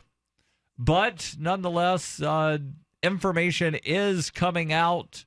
Dogan News Agency reports that President Erdogan's jet has left southern Dalaman Airport and is still in the air. Turkish military, this from another tweet, hashtag Turkish military says in statement, to restore constitutional order, human rights, the rule of law, and democracy, they have taken control. The Bulgarian military has deployed troops to the Turkish border because of the coup, and there are other reports about media being suppressed or shut down. Government authorities resume control of state broadcaster. Soldiers, part of attempted coup, are arrested. So it seems as though some of the people in the coup may have been arrested, but the Turkish military, at least according to one report, is that the Turkish military has taken over. So it's kind of iffy what is going on in Turkey, but we will try to find out exactly what's going on. And of course, if you know, please call in 855-450-FREE. So, I don't know. I'm seeing the same thing all over lots of different media. The intelligence agencies in Turkey are claiming that the coup is over, that it is a done deal. That it was successful or it was successfully repelled? Successful. Okay. That it has been done. So I'm really just trying to Google and see where I can find some more recent news on this. I think it will be interesting, and I know the U.S. State Department's going to be releasing a statement here shortly. I did see that was coming, so maybe we'll see what they have to say too.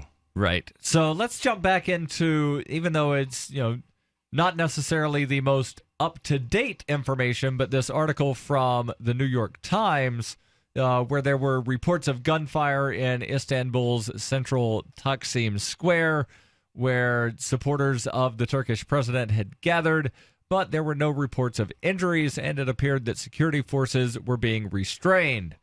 On the Bosporus Bridge, which was closed earlier in the evening, by the military. There were reports of gunfire as protesters approached. And according to NTV, a television news channel, 3 people were injured. Aides to the Turkish president repeatedly said the coup attempt would fail, and they said it was far from certain in the early hours of Saturday that the coup would succeed. And of course, now, Friday evening, rather, would be sometime early Saturday in Turkey. It seems as though the coup may have been successful, but again, not entirely positive. Yeah, Al Jazeera is also quoting the military saying that Turkey Prime Minister says coup attempt has been foiled. So we have one side basically saying, nope, it's over and done with, and we took over the government, and the other side saying, nope, they failed completely. So who knows? At this point, who knows? Yeah, at this point, it's one of those things of nobody really knows. Everybody seems to be speculating. And even though social media in Turkey is reportedly shut down, things are coming out. And I'm seeing something here on Twitter from Al Arabiya English that the Turkish president's plane apparently has landed in Istanbul. So, not really sure exactly what is going on, but we will try to figure that out. Let's move from talking about Turkey to, Donald Trump has announced his vice presidential nominee. He did. And there's a lot of questions that are now left unanswered. Before we get into this, can I just express how irritated I am by politicians that I am going to announce tomorrow at 11 a.m. and the news breaks the day before, 4 or 5 o'clock in the afternoon, I think it was. Oh, he's gonna choose Pence from Indiana. I'm sorry. And immediately the Trump campaign comes out and goes, nothing is definite. No decisions have been made. I'm like, okay, really? So you're literally telling me that Donald Trump is going to wait till 8 o'clock in the morning, 3 hours before he's supposed to make the announcement to actually decide who's going to be on stage with him? This drives me nuts. This drives me nuts. Yes. So Donald Trump has named Mike Pence, the governor of Indiana, to be his running mate. And so now the question, there's actually 2 questions. The question that first came to my mind is, now that Mike Pence is no longer running for re-election as governor in Indiana because he can't appear on the ballot twice in Indiana due to state law, who will the Republicans name as their gubernatorial candidate? Actually, the first question was, will they be able to name a new candidate? And then after finding out that, yes, in fact, they would be able to, the question then becomes, who will it be? And then secondarily, who will the Democrats wind up naming as their vice presidential candidate? Will Bernie Sanders wind up joining Team Hillary? We know that he has endorsed Hillary, but will she wind up naming Bernie as her running mate, or will it be somebody else? It's an interesting thought. I've had that thought too, and if Hillary is officially running as a New Yorker, then do you really want 2 people from the East Coast representing your party? I really don't want any of them. Fortunately, I don't belong to any political parties, so it doesn't matter to me. Right, but there might be some Democrats that are listening, and I would love to hear your thoughts on who the Democrats should nominate. 855-450-FREE, or if you're a Republican, what do you think about Mike Pence? This is Free Talk Live. So you've got to take a state construction license exam or certification. Can't decide on what books or what chapters to study? Discover right now how you can eliminate unnecessary books and wasted study time. At contractorexam.com, our study materials zero in on state-required test topics in an effective, multiple-choice format. So whether you're a plumber, electrician, general contractor, or other construction-related trade, contractorexam.com will help get you prepared. Visit us at www.contractorexam.com today. Worried about lead, fluoride, and other contaminants in your drinking water? Get a ProPure with the Pro 1G 2.0 cleanable reusable filter and remove up to 200 contaminants. Drink water the way nature meant it to be. Clean, crisp, and refreshing. See the complete line of ProPure products, including the new ProMax shower filter. There's a ProPure for you. Visit your authorized ProPure dealer for details or ProPureUSA.com. That's ProPureUSA.com.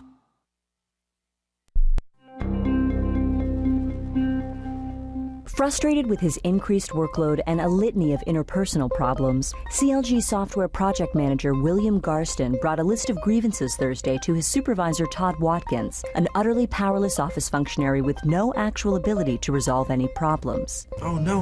I'm really glad that you're bringing this to me. This is great. The 15-minute interaction, which was taken seriously by both parties, involved Garston laying out a series of work-related issues he's had recently, absolutely none of which Watkins has even the slightest authority to address. Again, I'm sorry to be bothering you with all this stuff, Todd. I've reached a point where I was not under the... This is important. We're going to sort all this out. Sources added that throughout the conversation, Watkins continually nodded his head and repeatedly assured Garston that his problems would be considered a top priority, despite the fact that he lacked the necessary clout to foster any change whatsoever within the company. This is the Onion News Network. Free speech is protected on the internet, right? Not always. Government agencies try to limit free speech and commerce on the net. Luckily, when they do, the Institute for Justice is there to defend your First Amendment right to free speech. IJ helped set the first federal precedent for internet free speech in 1999, and ever since has worked to prevent unconstitutional roadblocks in cyberspace. Visit our website today at ij.org. Free Talk Live has partnered with Amazon, the largest internet retailer. Imagine a department store category, and Amazon has it. Books, electronics, office products, furniture, jewelry, automotive, toys, clothing, sporting goods, and dozens of other categories. Now you can shop and support Free Talk Live by entering Amazon through our website. Go to shop.freetalklive.com, and Amazon will send us a portion of your purchase. You're going to do the shopping anyway, so remember to enter through our site at shop.freetalklive.com. That's shop.freetalklive.com. Since time began, tyrants have taken aim at personal liberties. Now there's a movie that aims back. The government has no more right to tell us what to put in our bodies than they have to take our guns or tell us what books we can read. 6 drug police were eaten by bears while raiding a marijuana farm. On your knees, you dirty hippies! Jesus. On your knees! What's the problem, officer? Today, many cops who enforce pot laws do so only because it provides them with cushy jobs, good benefits, and a chance to push people around. I was an undercover narcotics officer. The drug war is nothing but a farce. The Second Amendment says you gotta keep you and your get intact. Guns and Weed, The Road to Freedom. A film by Michael W. Dean and Nima Vadati. DVD available now at gunsandweed.com or on Amazon. That's gunsandweed.com. Makes the perfect gift. Remember, that's gunsandweed.com. This is the Liberty Radio Network, broadcasting the latest liberty-oriented audio content 24 hours a day at LRN.FM.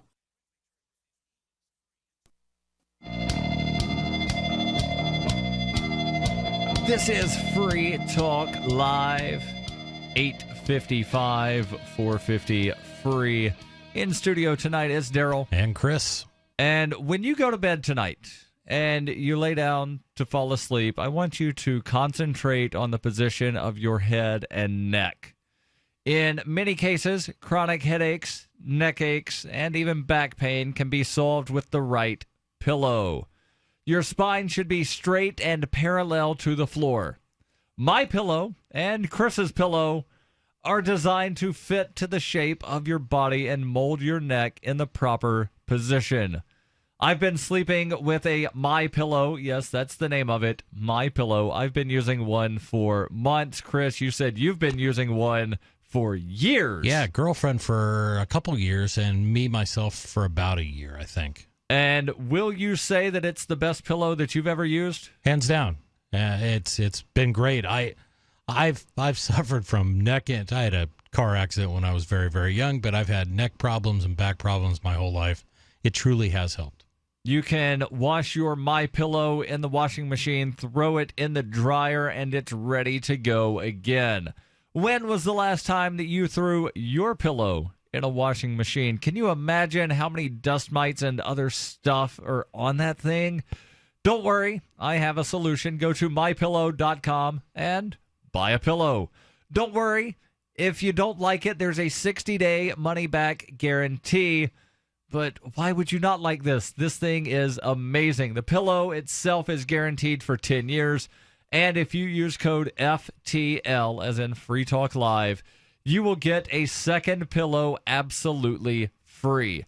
Go to mypillow.com, code FTL. We're talking Trump, specifically the big announcement that Trump has named his running mate as Indiana Governor Mike Pence. And that opens up a bunch of questions that a lot of people weren't even really thinking about, specifically who's now going to be the Republican gubernatorial nominee in Indiana. And, well, we might have that question, and that opens up a completely new question. I'll tell you what that is and who. But first, your phone calls, 855-450-FREE. We've got Sarah calling in from Albuquerque. Sarah, you're on Free Talk Live. Go ahead with your thoughts. Yes, I really do that. Robotic police is going to take over. It's a wave of the future. Because you know what? Like I said, if you run over a red light camera or shoot out a speeding ban, it's replaceable and we could fix it. But, if you shoot a police, their life is taken away. You can't fix a police and bring it back to life. And so I think it's catching on. Hold on. You mentioned several things here that are not necessarily related. I think I tracked. Hold on. No, you mentioned people running red lights.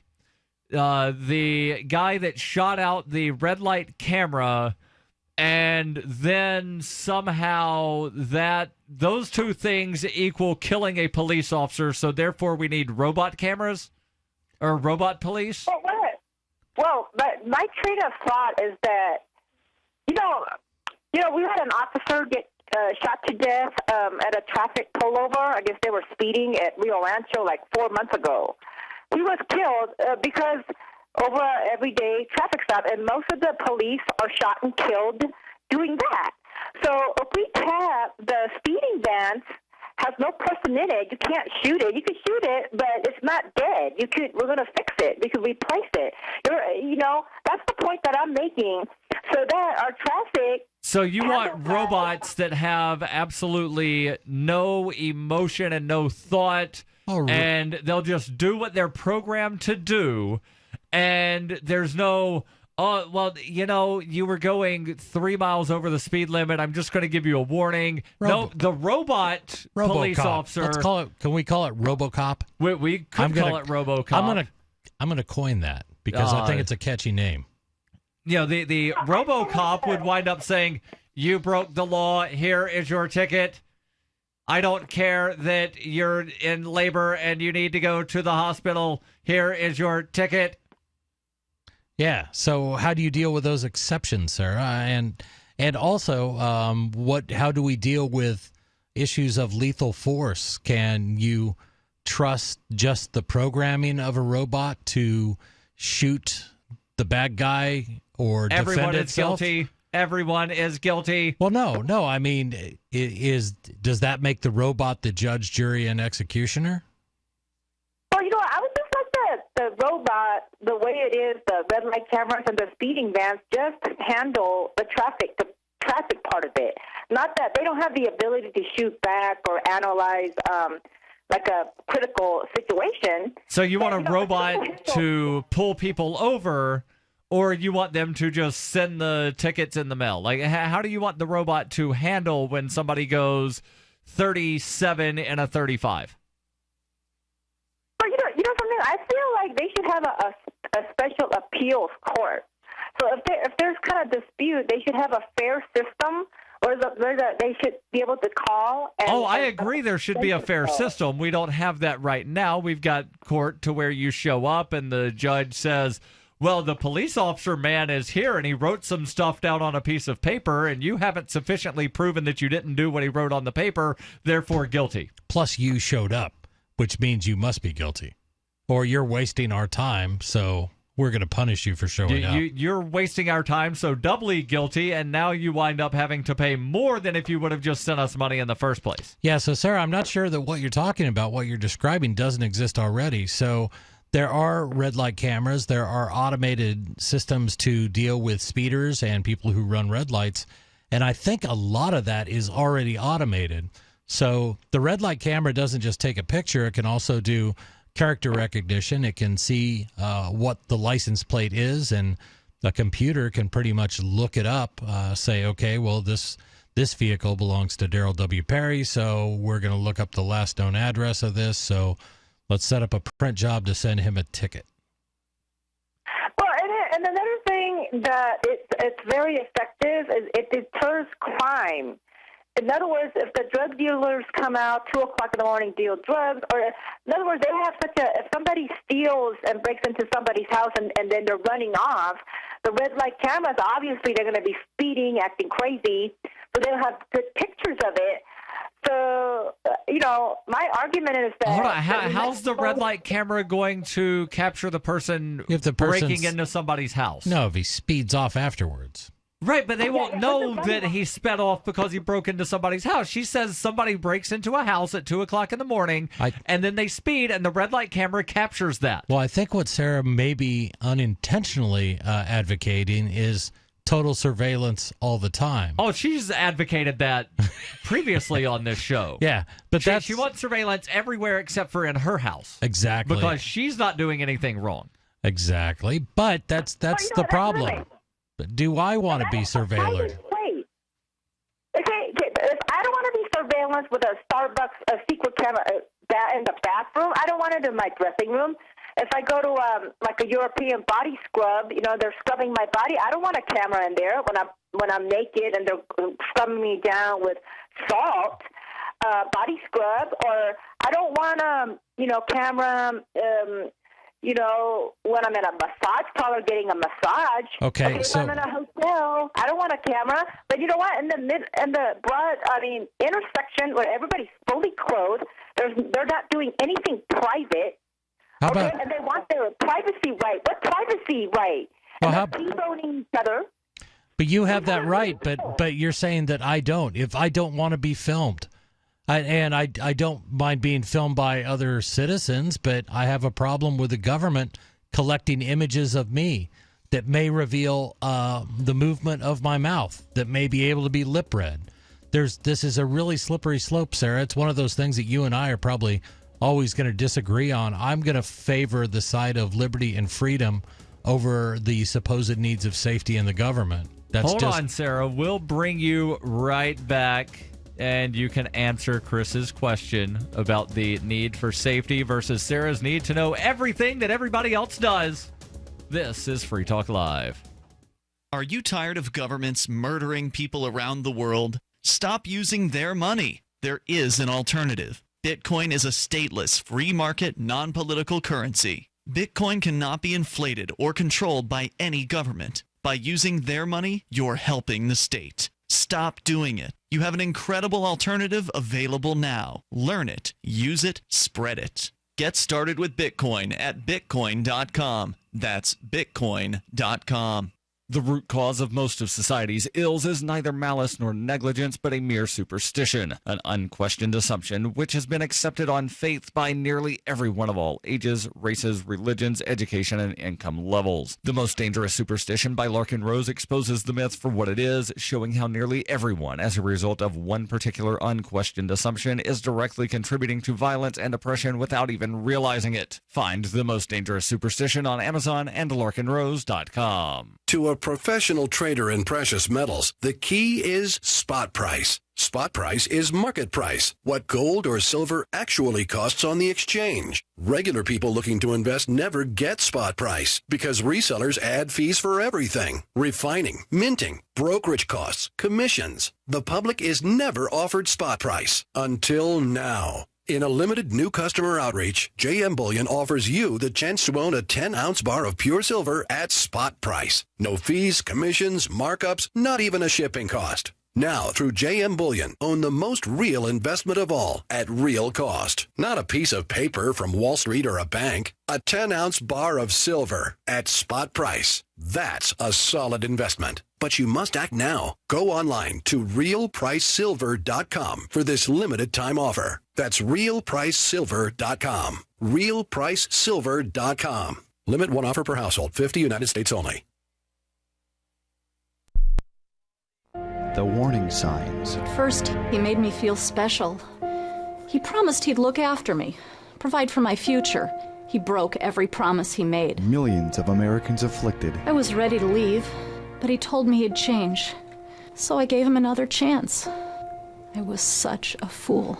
The consequences. Things only got worse. He started making my decisions for me. About my job, my kids' education, my money, my safety, my future. He took away my choices, but I kept going back to the same politicians. The diagnosis? Battered voter syndrome. I fell for the same old lies. They were just playing with my emotions, telling me what I wanted to hear. That's not right. Stop the insanity of voting for the same old abusers. Declare your independence from the two-party system and join the New Hampshire Liberty Party today at nhliberty.info. The three most important things you can do for Free Talk Live are: 1, share one episode a week on Facebook or in some other social networking site. 2, buy the things you buy online through shop.freetalklive.com. 3, give $5 a month to the AMP program. It's my firm belief that Free Talk Live's AMP program is the best use of your charitable dollar among liberty-oriented organizations. Support all the organizations you love, but make sure you give $5 a month to AMP at amp.freetalklive.com. Radio is the most personal of mediums. I exist right now in your head. If you listen to Free Talk Live regularly, you know me. Free Talk Live is on more than 160 radio stations around the U.S. and has been downloaded on every continent around the world. Hundreds of thousands of listeners with ad packages from $600 a month to $6,000 a month. Imagine what we can do for your business, project, website, or idea. Email me, mark@freetalklive.com. You can sign up to receive the latest about the Liberty Radio Network via our email updates at updates.lrn.fm. That's updates.lrn.fm.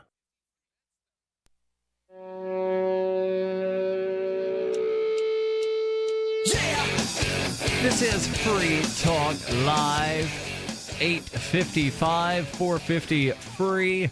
Should the government know everything that happens when you are not inside of your house? Should they? Some people want them to. And one of those people is on the line with us right now.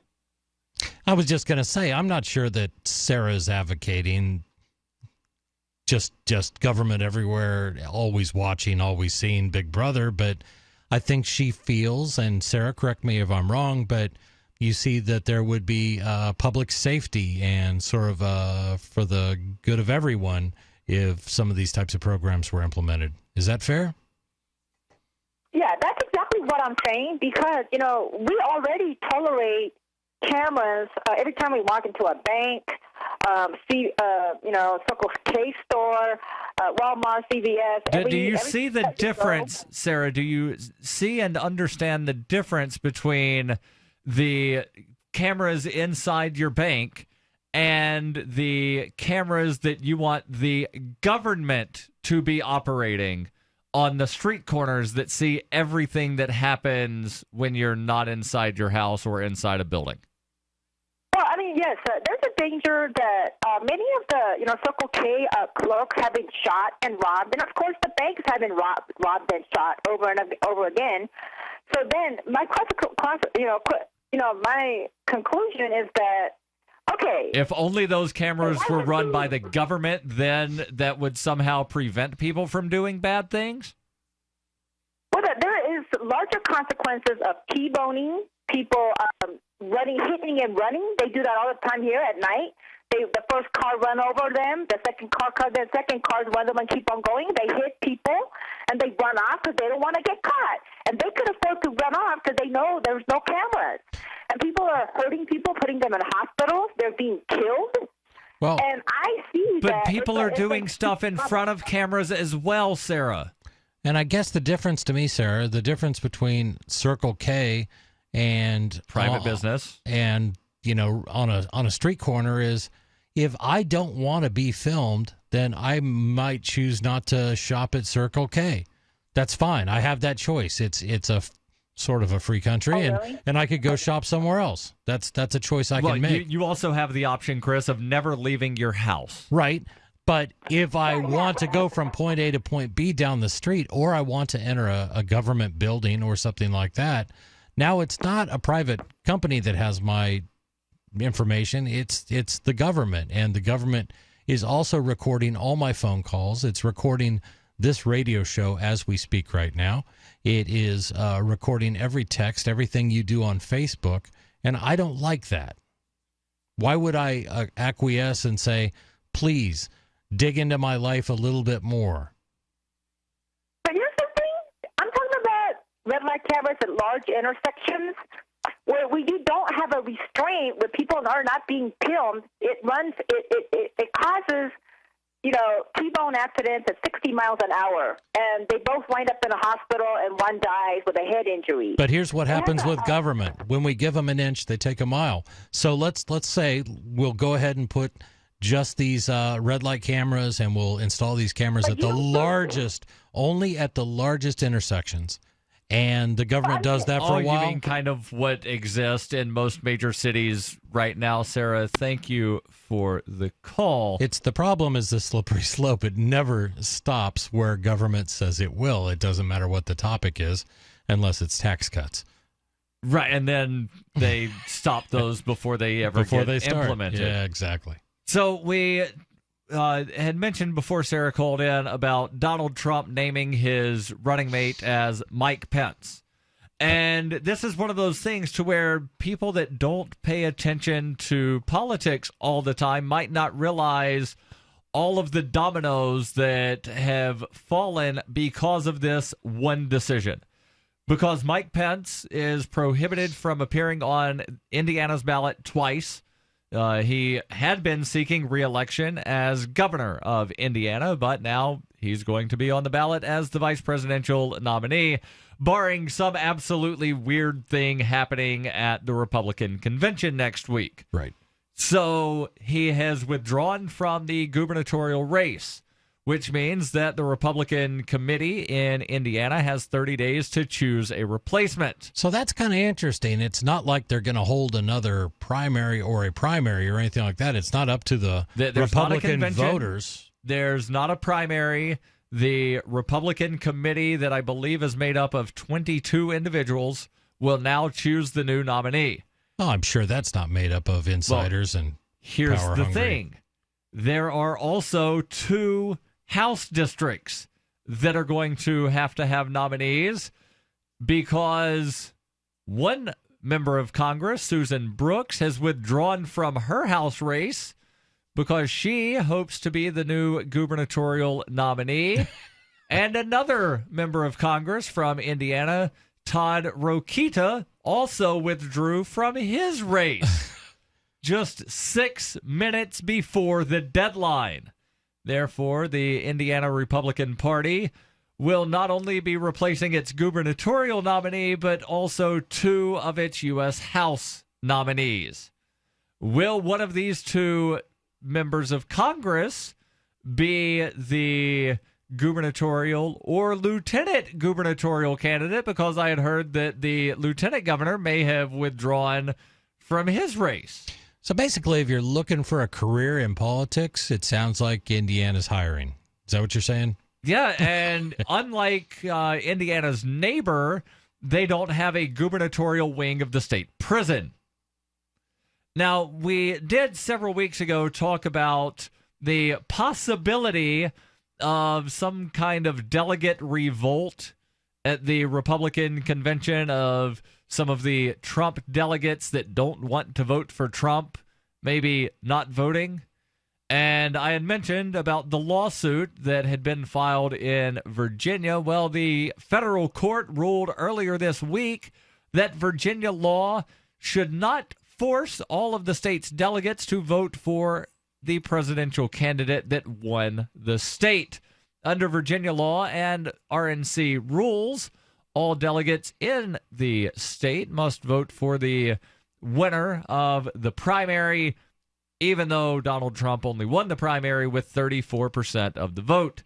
Delegate Carol Carell Jr., however, said he did not want to vote for Trump at the convention July 18th through the 19th in Cleveland, and filed a lawsuit stating that the rules requiring him to do so violate his free speech. On Monday, Judge Robert Payne of the U.S. District Court of the Eastern District of Virginia ruled that the state's law indeed does impose a severe burden on the First Amendment rights and blocked the enforcement of the state's legal requirement. Wow. However... But wait, there's more, folks. But wait, there's more. The judge also said that his ruling does not impact the RNC rule that says that all Virginia delegates have to vote for the primary winner, meaning the legal victory may only be symbolic. Quote, delegates are free to vote their conscience, and no amount of intimidation by the Trump campaign or meddling by the Democrats in the Republican process will change that fact. That's from the delegate, Carol Carell, who filed the suit. There's a quote from Payne. I thought there was a quote from Payne in this article, but there's not. But basically, the judge said that while the state law violates free speech, he does not have the authority to wind up changing the political party's rules. So, yeah, state law can't force the delegates to cast the ballot, but the Republican Party rules, and let me just, briefly restate exactly how it's worded, is that the delegate has to cast, if they cast a ballot, it must be for the candidate that they are pledged for. There's no rule requiring anyone to actually cast a ballot. Well, call me crazy, but I'm kind of happy that the judge didn't rule and say that no private club, your rules are wrong, so I'm going to change them. Right. I kind of give them that. It's a shame. I mean, I wish that, well, believe me, I wish there were more truly viable political parties in this country. Well, our problem really is duopoly. Well, one thing that I find to be incredibly funny is not necessarily the right word, but the judge admitted that the Republican Party is a private organization. Right. But yet the Republicans and the Democrats continue to get government funding to fund their process. Yeah, why are private entities being funded by force with taxpayer dollars? You're giving me a headache, Darryl. Quit asking me difficult questions like this. It's absolutely absurd. Your calls and thoughts welcome. Hour 3 is next. This is Free Talk Live, 855 450 free. For Bitcoin to be ubiquitous, people need to use it. For people to use it, they must have it. How can we get Bitcoin into more hands? Well, tipping might be a great way. What if you could include a bonus Bitcoin tip along with your regular tip to a server? What if that Bitcoin returned to you if unclaimed after 30 days? An attractive business card-sized Bitcoin tip that is easily claimed, gives instructions on wallets, spending, and returns to the user if unused? Tip.freetalklive.com. Tip.freetalklive.com. Are you tired of governments around the world killing innocent people? Stop using their money. There is an alternative. Bitcoin is a stateless, free market, non-political currency. Bitcoin is money that cannot be inflated or controlled by any state. By continuing to use their money, you're perpetuating the killing. Stop doing it. You have an incredible alternative available to you now. Learn it, use it, spread it. Get started with Bitcoin at Bitcoin.com. It's Bitcoin.com. This Your Family Today tip is brought to you by Lil Drums. Every bit as fun as a full-size Nestle drumstick cone and definitely cuter. Visit us at drumstick.com. Vacations are all about family time, but you don't have to leave home to have fun. Take 1 weekend a month and devote it to family activities. Pull out the board games and puzzles, serve up some treats, or have a picnic. Even without leaving home, you'll feel like you've really had some time away. For more tips like these, visit us at parenthood.com/yourfamilytoday. For years, LRN.FM has had a listen line that you can call and listen to LRN.FM anytime. Now we're taking the idea to a new level with the LRN.FM audio on-demand line. You can call 641-793-9660 anytime and listen to LRN.FM's live feed, and you can listen to a bunch of our original shows on demand. Long-distance fees may apply. Just dial 641-793-9660 and choose from the menu 641-793-9660. You're listening to the live edition of Free Talk Live. Hour number 3 is next after the news here on the Liberty Radio Network at LRN.FM.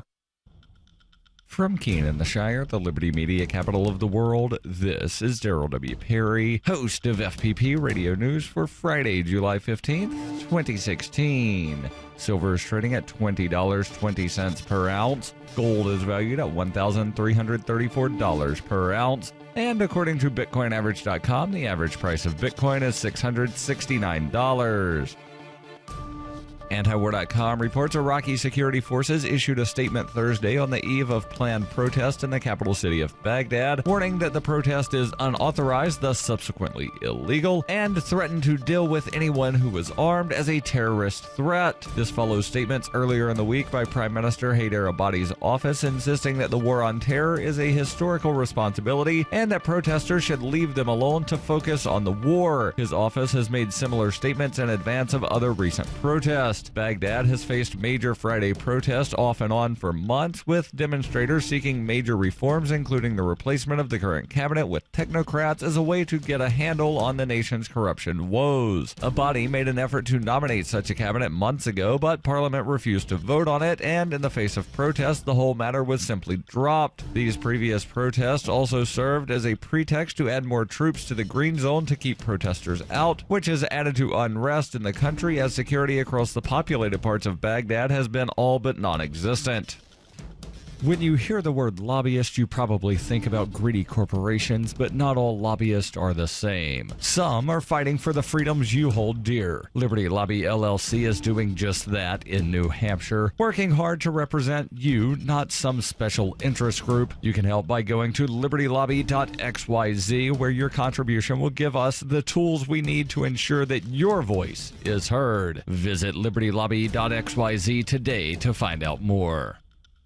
UPI reports a Southern California couple has been arrested for allegedly leaving 3 children without shoes or water in the scorching heat of the Mojave Desert, apparently as a form of punishment, according to authorities. Mary Bell and her boyfriend Gary Castle were both arrested by the San Bernardino County Sheriff's Office and faced felony child abuse charges. Officials said all 3 children were left in the desert town of 29 Palms, California for disciplinary reasons. Exactly what they were being punished for was not clear. Bell is the biological mother of the children, according to officials. The kids, a 7-year-old girl, a 6-year-old boy, and a 5-year-old boy, were rescued around 11:20 a.m. local time Wednesday after a driver passing by spotted them and called authorities. Investigators said the children had been outside in the desert for about 45 minutes with no shoes and no water. Meteorologists said the temperature would have been around 100 degrees at the time the kids were outside. None of the children required medical attention, according to officials, and are now in the custody of the state. A report by the LA Times cited a sheriff's office spokeswoman as saying the couple and the children lived in a vehicle not far down the road from where the kids were found alone. Bell and Castle were placed in jail on $100,000 bail and are scheduled to appear in court on Friday. For nearly 40 years, Roberts & Roberts Brokerage has been a trusted source for buying and selling precious metals like gold and silver. They also take Bitcoin for precious metal purchases and have permanently removed the minimum purchase amount for all orders paid in the digital currency. Call Roberts & Roberts today for knowledgeable advice on buying and selling precious metals and a forward-thinking approach to new technologies. 800-874-9760 or visit online at rrbi.co.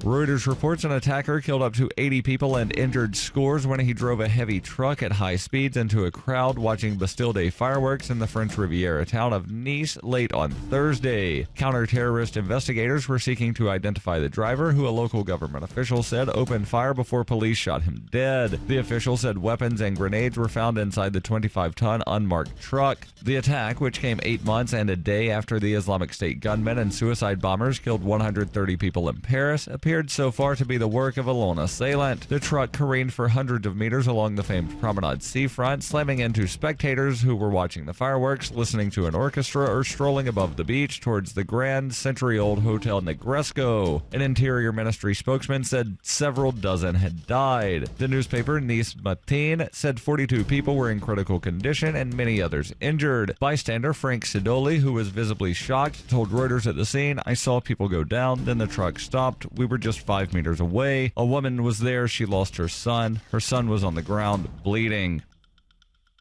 This has been FPP Radio News. Online at fppradio.com.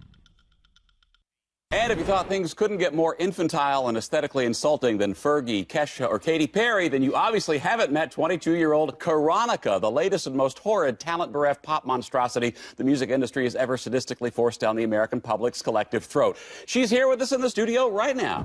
What? Now tell us, Karonica, how did you first decide that you wanted to be the cipher through which the cynicism of a morally bankrupt industry is channeled? Yo, I just do what I do. Know what I'm saying? It's like people just love my ish. Right. You are in the middle of your sold-out Damn Girl tour. Damn girl, that's right. Which is a heinous slap in the face to the English language, and will also travel to 47 cities, sapping the intellects of every young person along the way. I said, damn girl, that's right. There's no light in your eyes, Karonica. I got nothing to say to the haters. I hate you. This is the Onion News Network.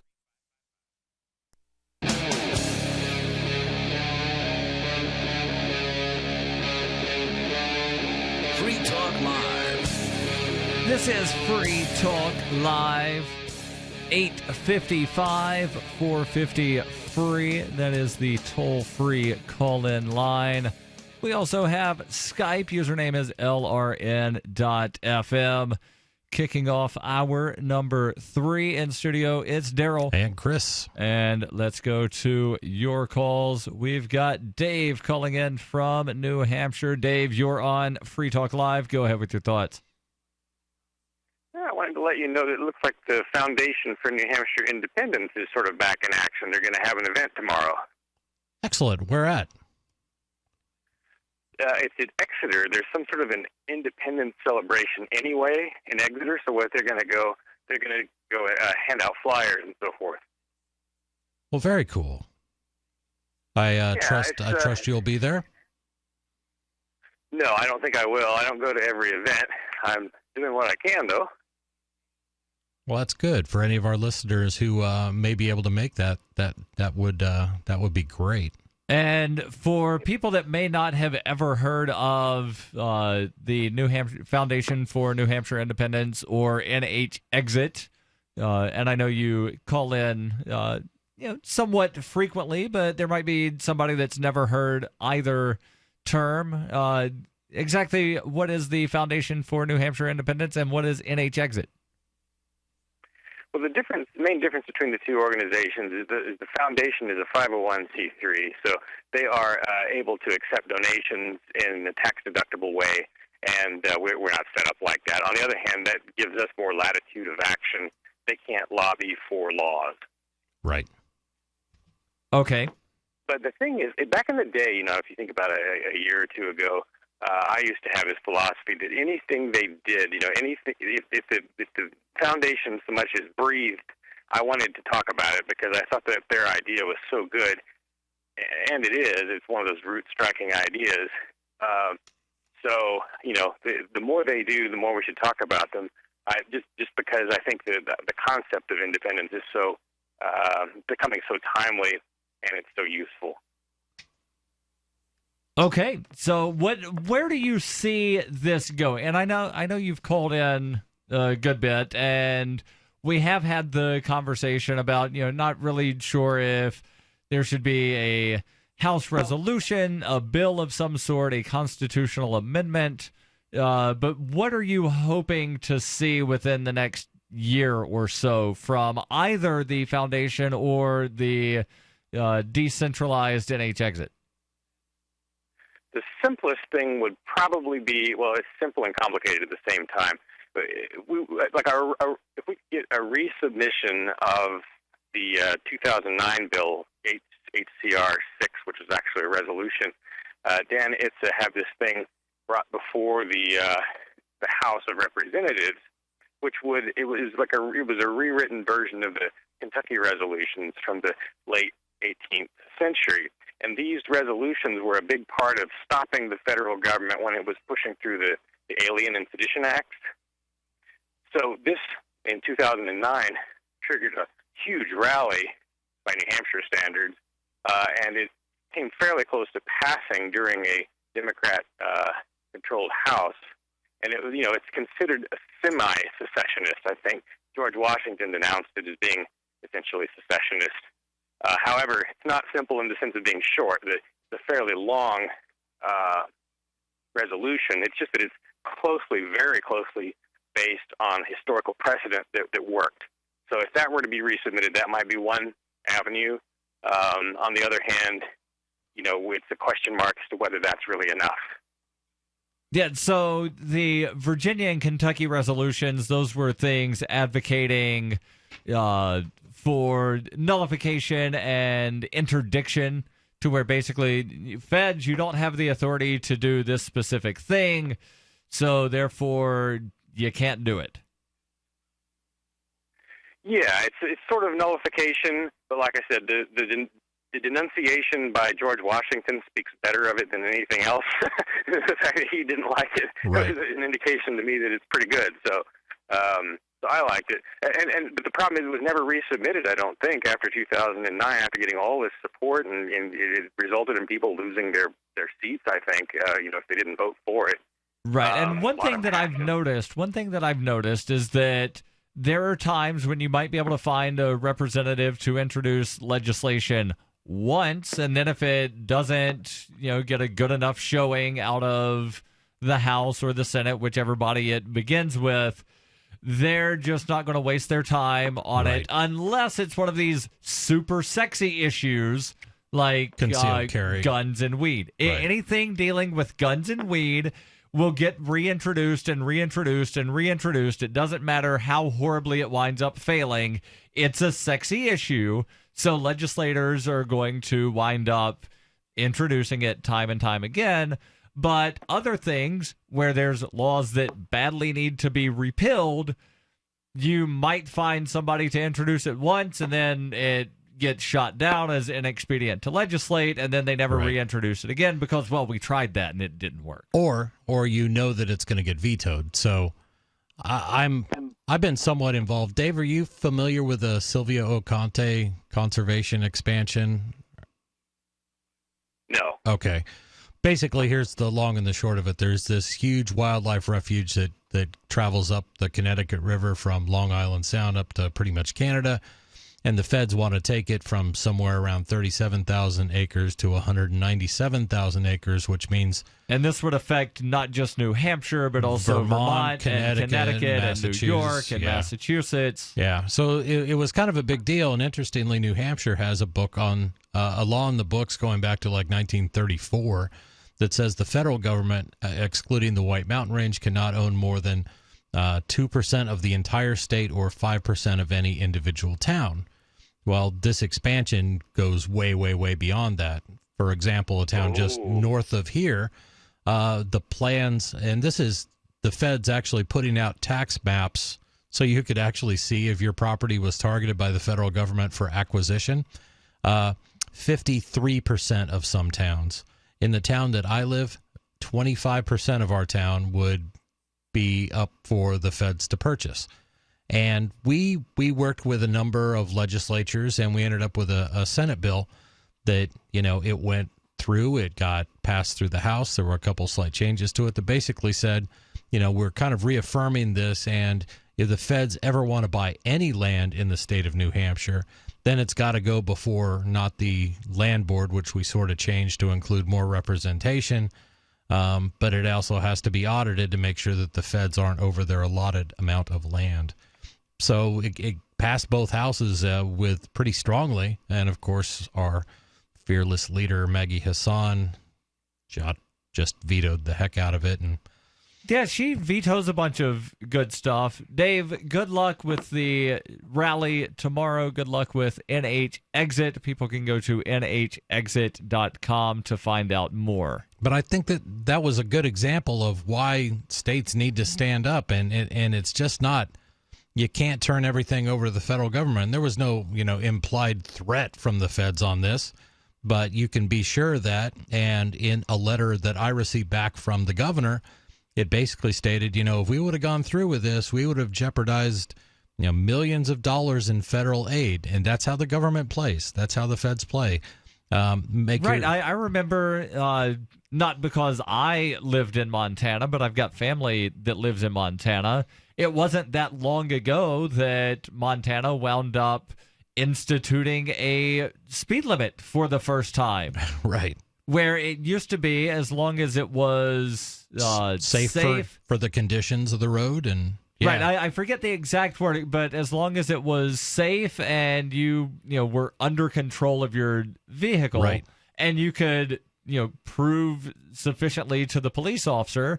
And my grandmother that lives in Montana, she knew a guy that this long, long straight road. He traveled it every day. He would go like 120. There's never any traffic there. Got pulled over, and he told the cop, I drive this twice a day. And the cop said, oh, okay, have a good day. But the Fed said, we'll withhold highway funds unless you institute a speed limit. Right. And they said, okay. Yep. Luckily, New Hampshire does not yet have a seatbelt law, even though the feds keep, threatening. This is Free Talk Live. Your thoughts, welcome, 855-450-FREE. Every once in a while, you get information that's worth changing your life for. This is one such time. You can save up to and beyond 25% on all purchases at Amazon. You probably heard of Bitcoin and just not thought much about it. You certainly know that you can get competitive pricing at Amazon, but now you can get a 25% discount on nearly everything you need to live. I've just given you a huge raise, and all you have to do is claim it. You go to saveitpurse.com and open an account. Do this right now. Don't wait. Then you fund the account with Bitcoin. You can buy them through expresscoin.com with a check or money order. There are other ways to get Bitcoin, but that's fast, safe, and easy. This information is worth you changing the way you do things. Go to saveitpurse.com right now, get signed up, and cash in on the huge raise I'm offering you. 15 to 25% off of everything at Amazon through saveitpurse.com. It's saveatpurse.com. Paid non-attorney spokesperson. Injury Help Desk is responsible for this advertisement. Principal office, Las Vegas, Nevada. This ad is not legal advice, and the choice of a lawyer should not be based solely upon advertisements. Services may not be available in all states. Attention prescription antibiotic drug users. Have you or a loved one suffered an aortic dissection, aortic aneurysm, or abdominal aortic aneurysm after taking the prescription antibiotic drugs Levaquin or Avelox? These popular antibiotic drugs have been prescribed more than 80 million times since 2004, and medical studies show an increased risk of the following injuries: aortic dissection, aortic aneurysm, and abdominal aortic aneurysm. If you or a loved one used the prescription antibiotic drugs Levaquin or Avelox and suffered from aortic dissection, aortic aneurysm, or abdominal aortic aneurysm, you may be entitled to substantial financial compensation. Act now. Time is limited to file a claim. You may be entitled to substantial financial compensation. For a free consultation and free information, call Injury Help Desk at 800-823-3851. 800-823-3851. 800-823-3851. Why did you move to the Shire? I moved here to the Shire because there's other people around who take liberty just as seriously as I do. I moved to the Shire because I saw videos of people challenging authority and thought that I could get support myself. It called to me, like, do this right now. I wanted to be around people like me who got it. And once I got here, I knew there was nowhere else that I wanted to be. I've always wanted to change the world. So I moved to the Shire to join people who were actually working towards doing the same thing. The people here are awesome, loving, and positive. It was for the adventure and for the feeling of something important is happening here. And I just wanted to come to sort of be part of that. Visit ShireSociety.com to read and sign the Shire Society Declaration and learn the reasons why, if you love liberty, you should immigrate to the Shire. Plus, add yourself to the Shire map at ShireSociety.com. That's ShireSociety.com.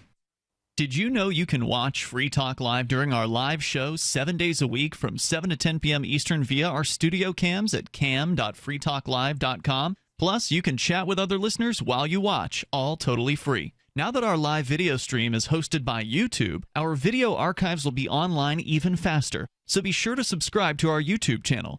Listen, watch, and chat all free at cam.freetalklive.com. That's cam.freetalklive.com. Are you a political activist who does things that the government might not like? Then this free ebook may save your life. Rats is your guide to protecting yourself against snitches, informers, informants, agents provocateur, narcs, finks, and similar vermin. Rats was written by OG libertarian Claire Wolfe. Rats is a short book, easy to read, and available free in many formats. Download Rats free at rats-nosnitch.com. That's rats-nosnitch.com. What's up next? Visit the Liberty Radio Network program guide to find out at shows.lrn.fm. That's shows.lrn.fm.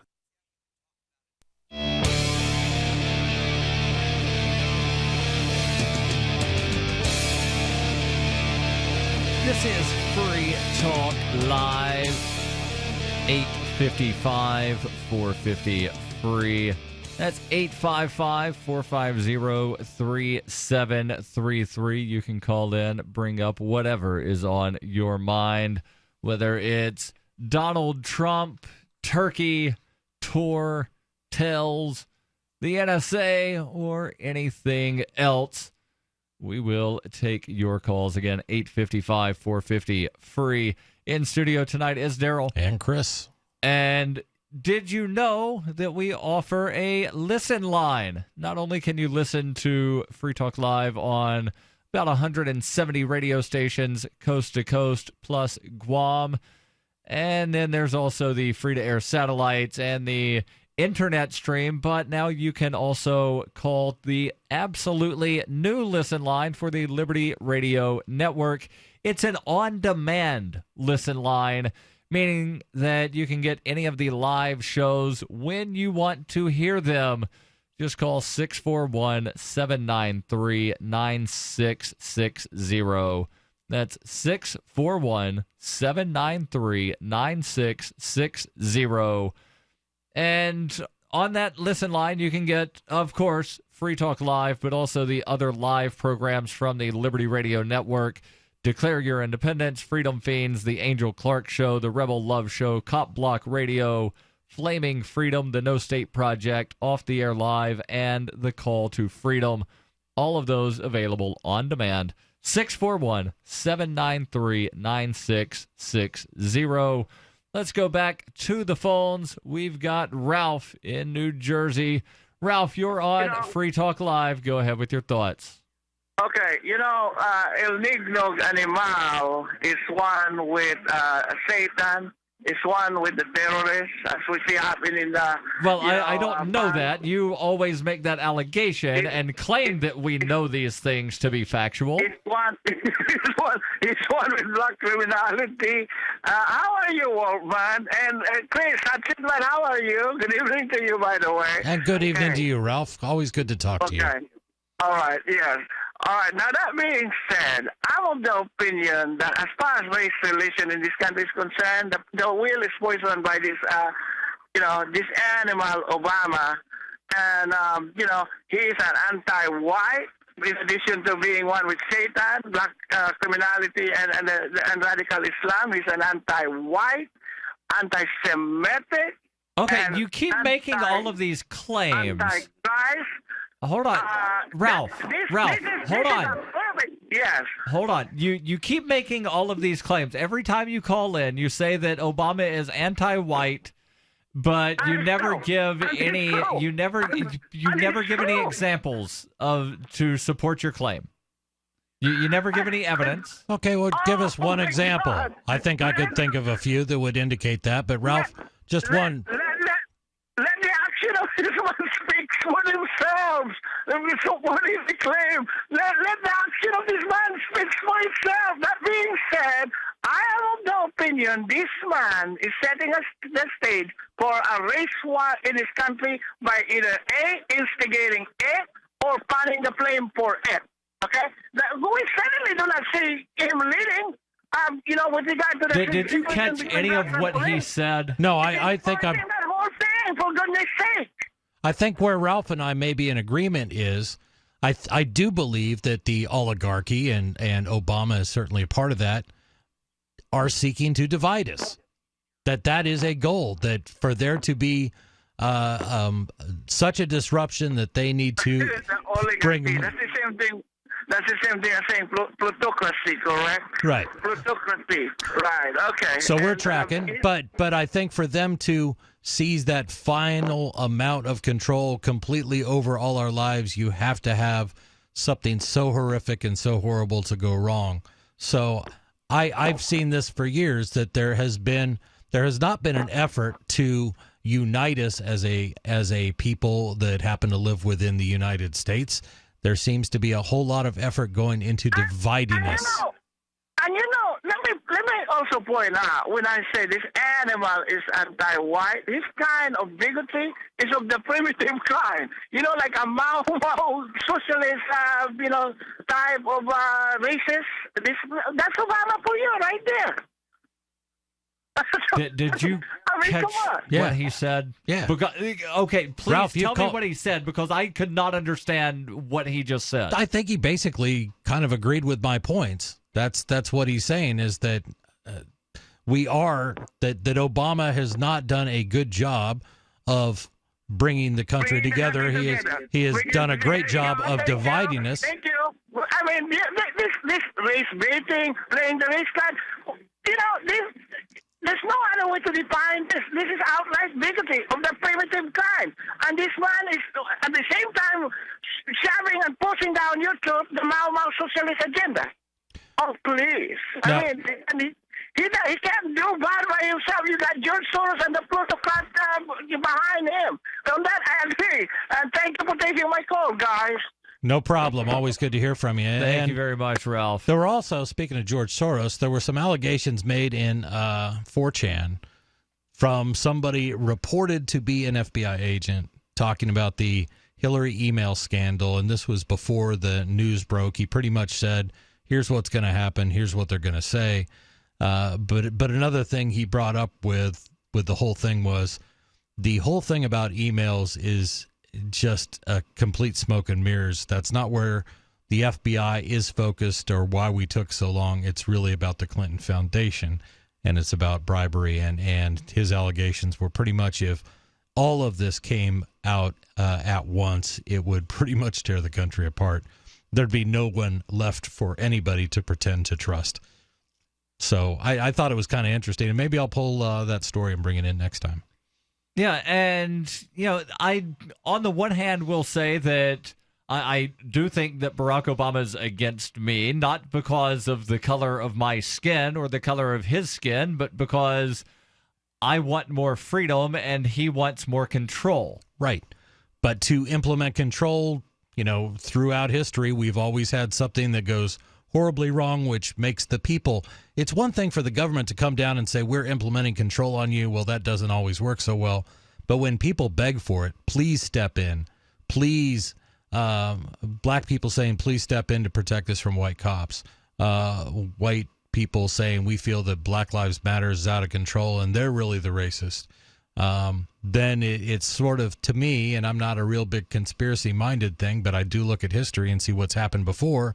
It's setting a stage for disruption, and I don't know if there's a specific timeline and who's in on it or anything like that. But it's how we tend to go through these cycles, and I just feel like we're in one of them.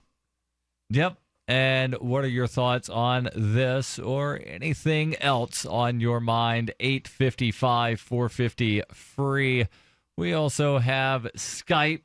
Username is LRN.FM.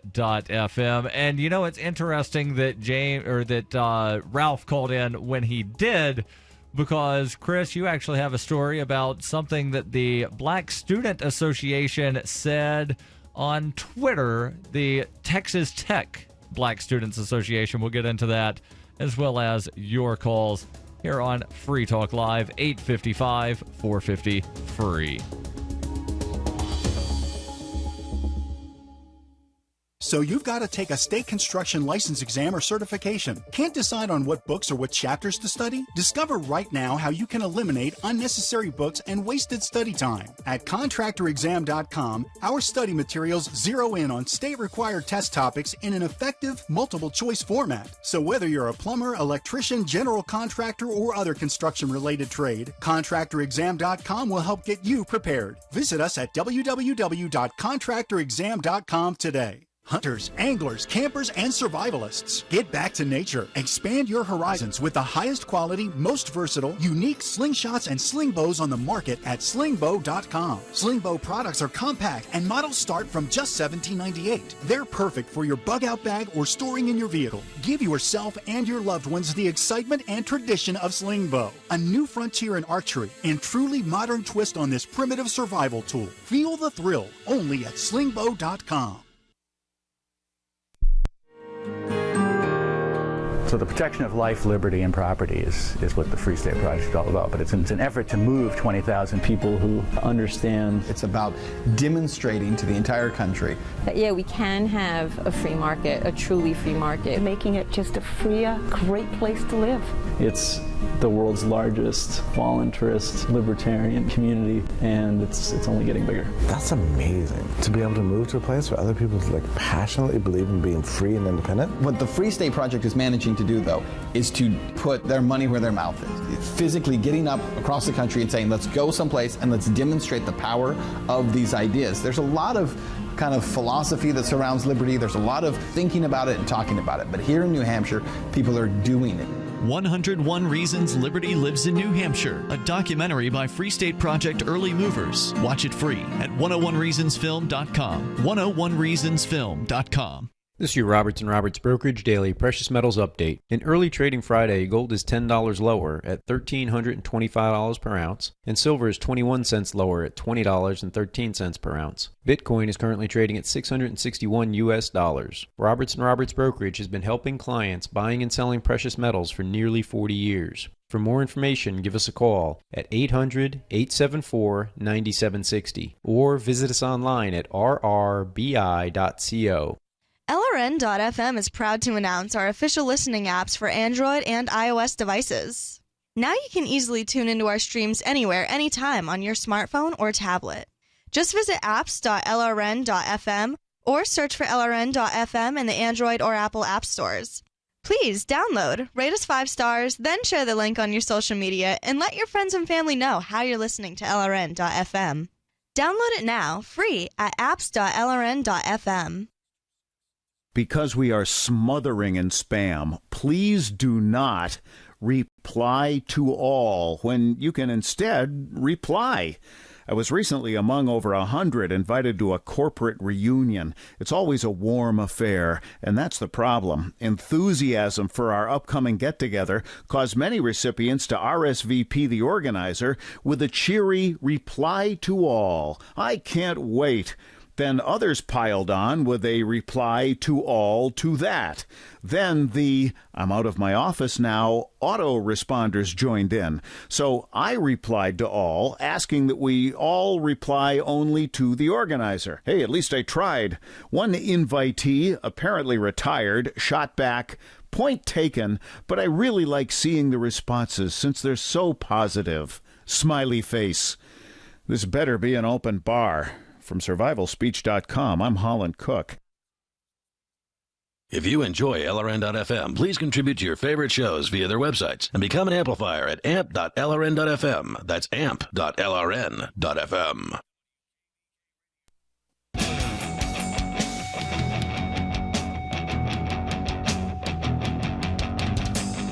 This is Free Talk Live. 855-450-FREE. That's 855-450-3733. In studio tonight is Darryl. And Chris. And Ralph just called in about the what he calls the animal. Obama claims that Obama is behind all of the turmoil that's happening in the country, and everything that happens is Barack Obama's fault.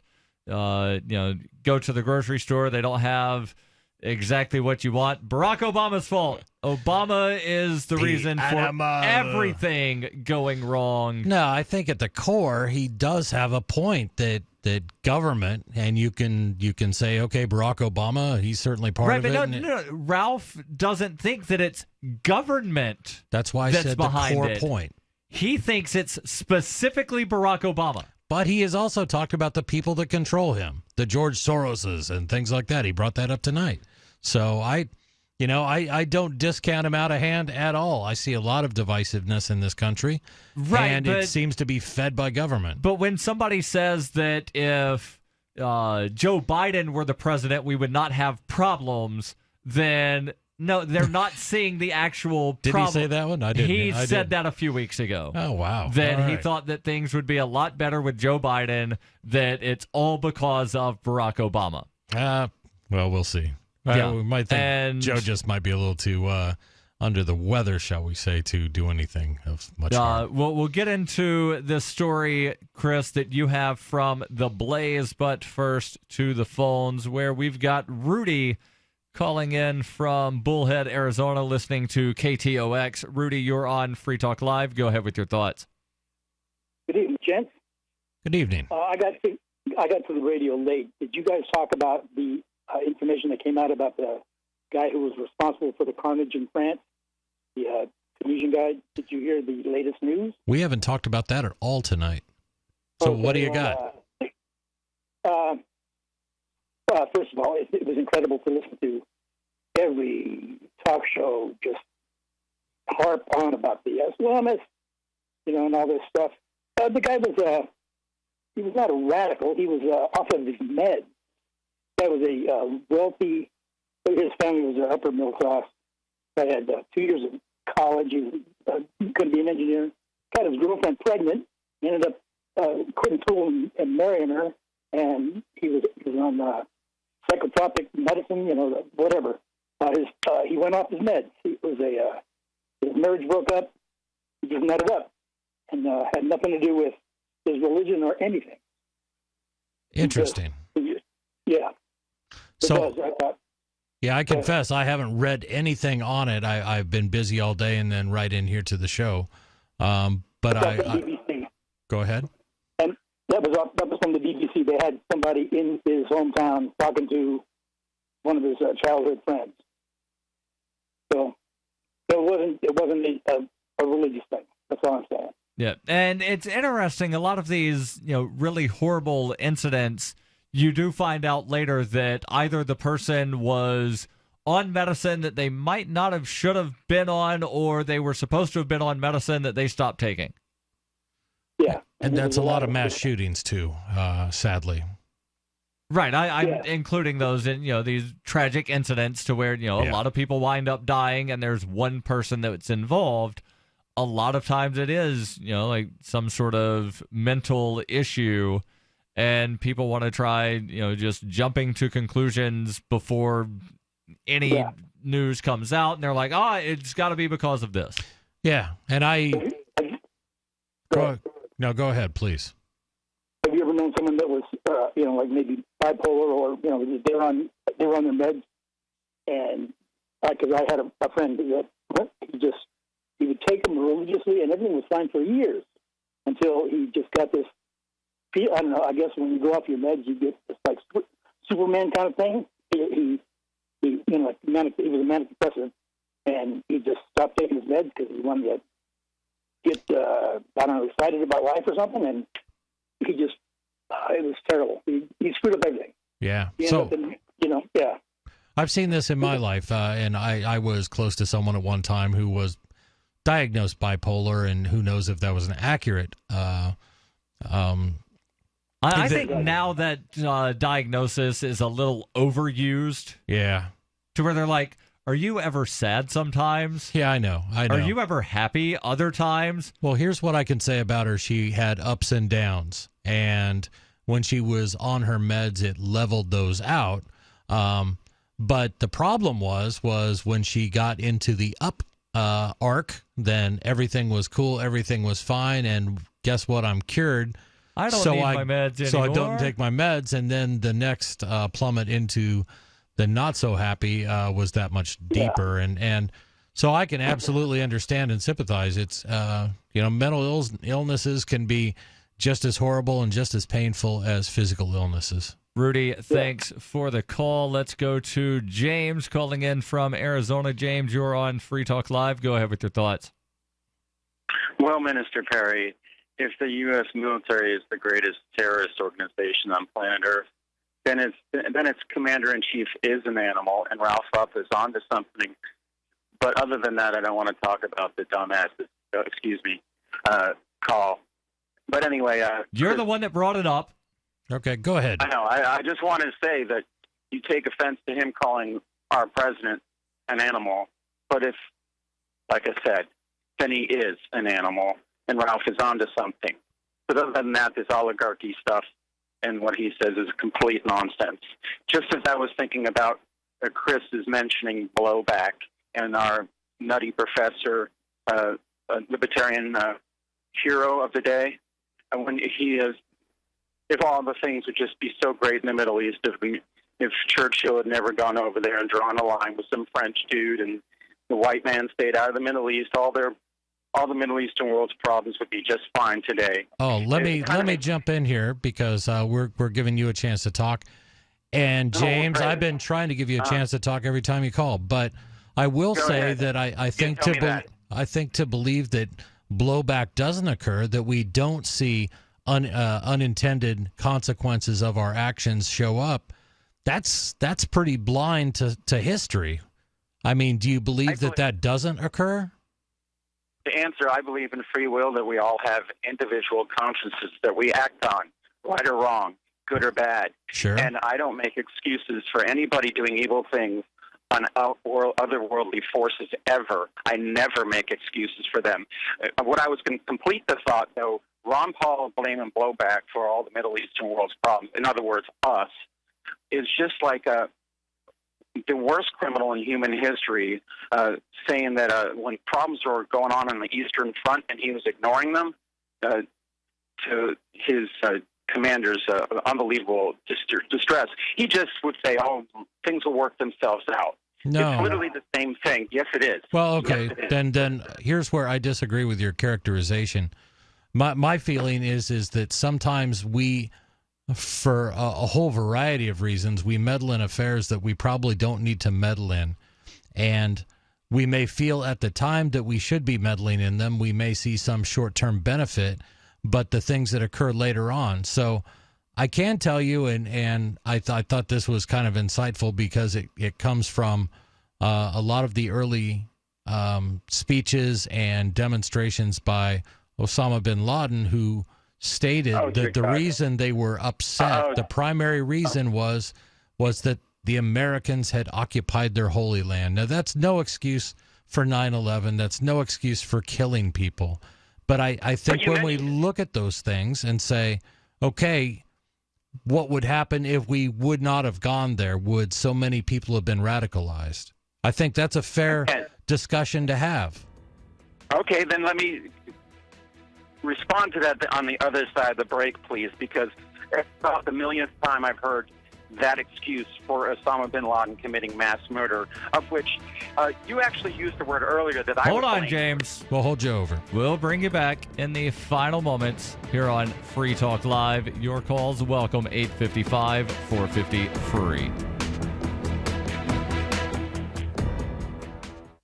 All right, listen up, because this is the most important thing you're going to hear all day. What if I said you could make money flipping houses without any cash, credit, or manual labor? And what if I said you could do it part-time from the comfort of your home? Sound unflippin' believable? Hi, I'm Preston Neely, and I'm going to prove it by sending you a free copy of my smash hit selling book, How to Get Rich in Real Estate. It sells online for $19.95, but I'm giving away free copies this week. To get one before they're gone, call 1-800-960-4295. I used to be so broke, I had my electricity shut off 9 times, but I figured out a simple way to make money flipping houses without even breaking a sweat. Now I'm living the good life, and so should you. Listen, if you're sick and tired of stressing about money, this book could change your life. Hands down, it's the fastest, easiest way to get started in real estate. Let me prove it. Call right now to find out how to get your free book. When they're gone, they're gone. Call 1-800-960-4295. 1-800-960-4295.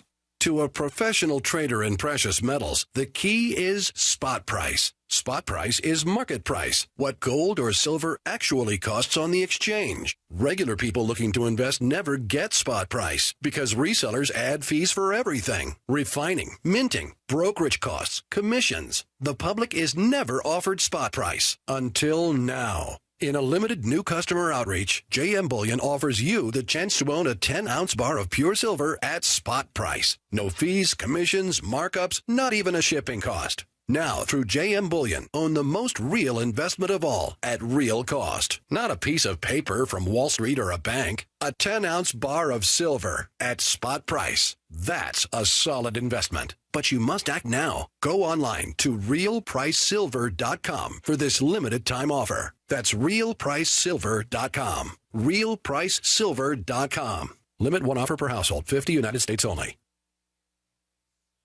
Free Talk Live. And I use the downsizedc.org system for responding to my Congress critters and talking to the thieves and liars and despots in Washington, D.C. And in these letters, they outline the issue for me. Then they flush it down the toilet. And it's so demeaning. Yeah. They just don't care what I think. I can tell them, he'll pretend like he cares if he's trying to get elected. They only care what you think if you're giving them a check with, 5 digits on it.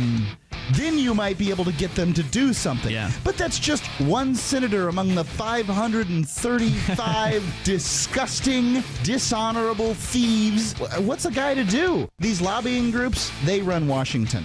Washington has been taken over. It does not belong to the American people. It doesn't do anything for the American people. It is a bad, bad place. Free Talk Live, 7 nights a week from 7 to 10 Eastern, live on the Liberty Radio Network at LRN.FM. The 3 most important things you can do for Free Talk Live are 1. Share 1 episode a week on Facebook or in some other social networking site. 2. Buy the things you buy online through shop.freetalklive.com. 3. Give $5 a month to the AMP program. You likely buy all kinds of things online. Amazon is the largest online retailer. You can get what you need at the same prices with free Super Saver shipping by going to shop.freetalklive.com. Please do your online shopping at shop.freetalklive.com. If you want to move to the free state and you're looking for some real estate. Oof, I think we've all had enough of that jingle, don't you? If you're going to invest in property in New Hampshire, it just makes sense to support a Liberty-friendly realtor. Call Mark Warden of Team Porcupine Real Estate for investment property or rentals in the Free State. Or visit his website. Come on, you know it. PorcupineRealEstate.com.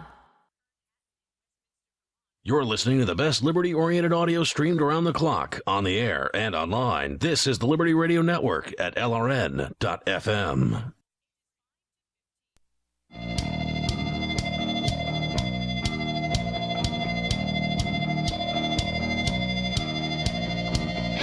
This is Free Talk Live, 855 450 free. That's 855-450-3733. Might be time for you and your thoughts if you call in right now here in the closing moments of this 3rd hour of Free Talk Live. In studio tonight is Darryl. And Chris. And let's go back to the phones where we've got James calling in from Arizona.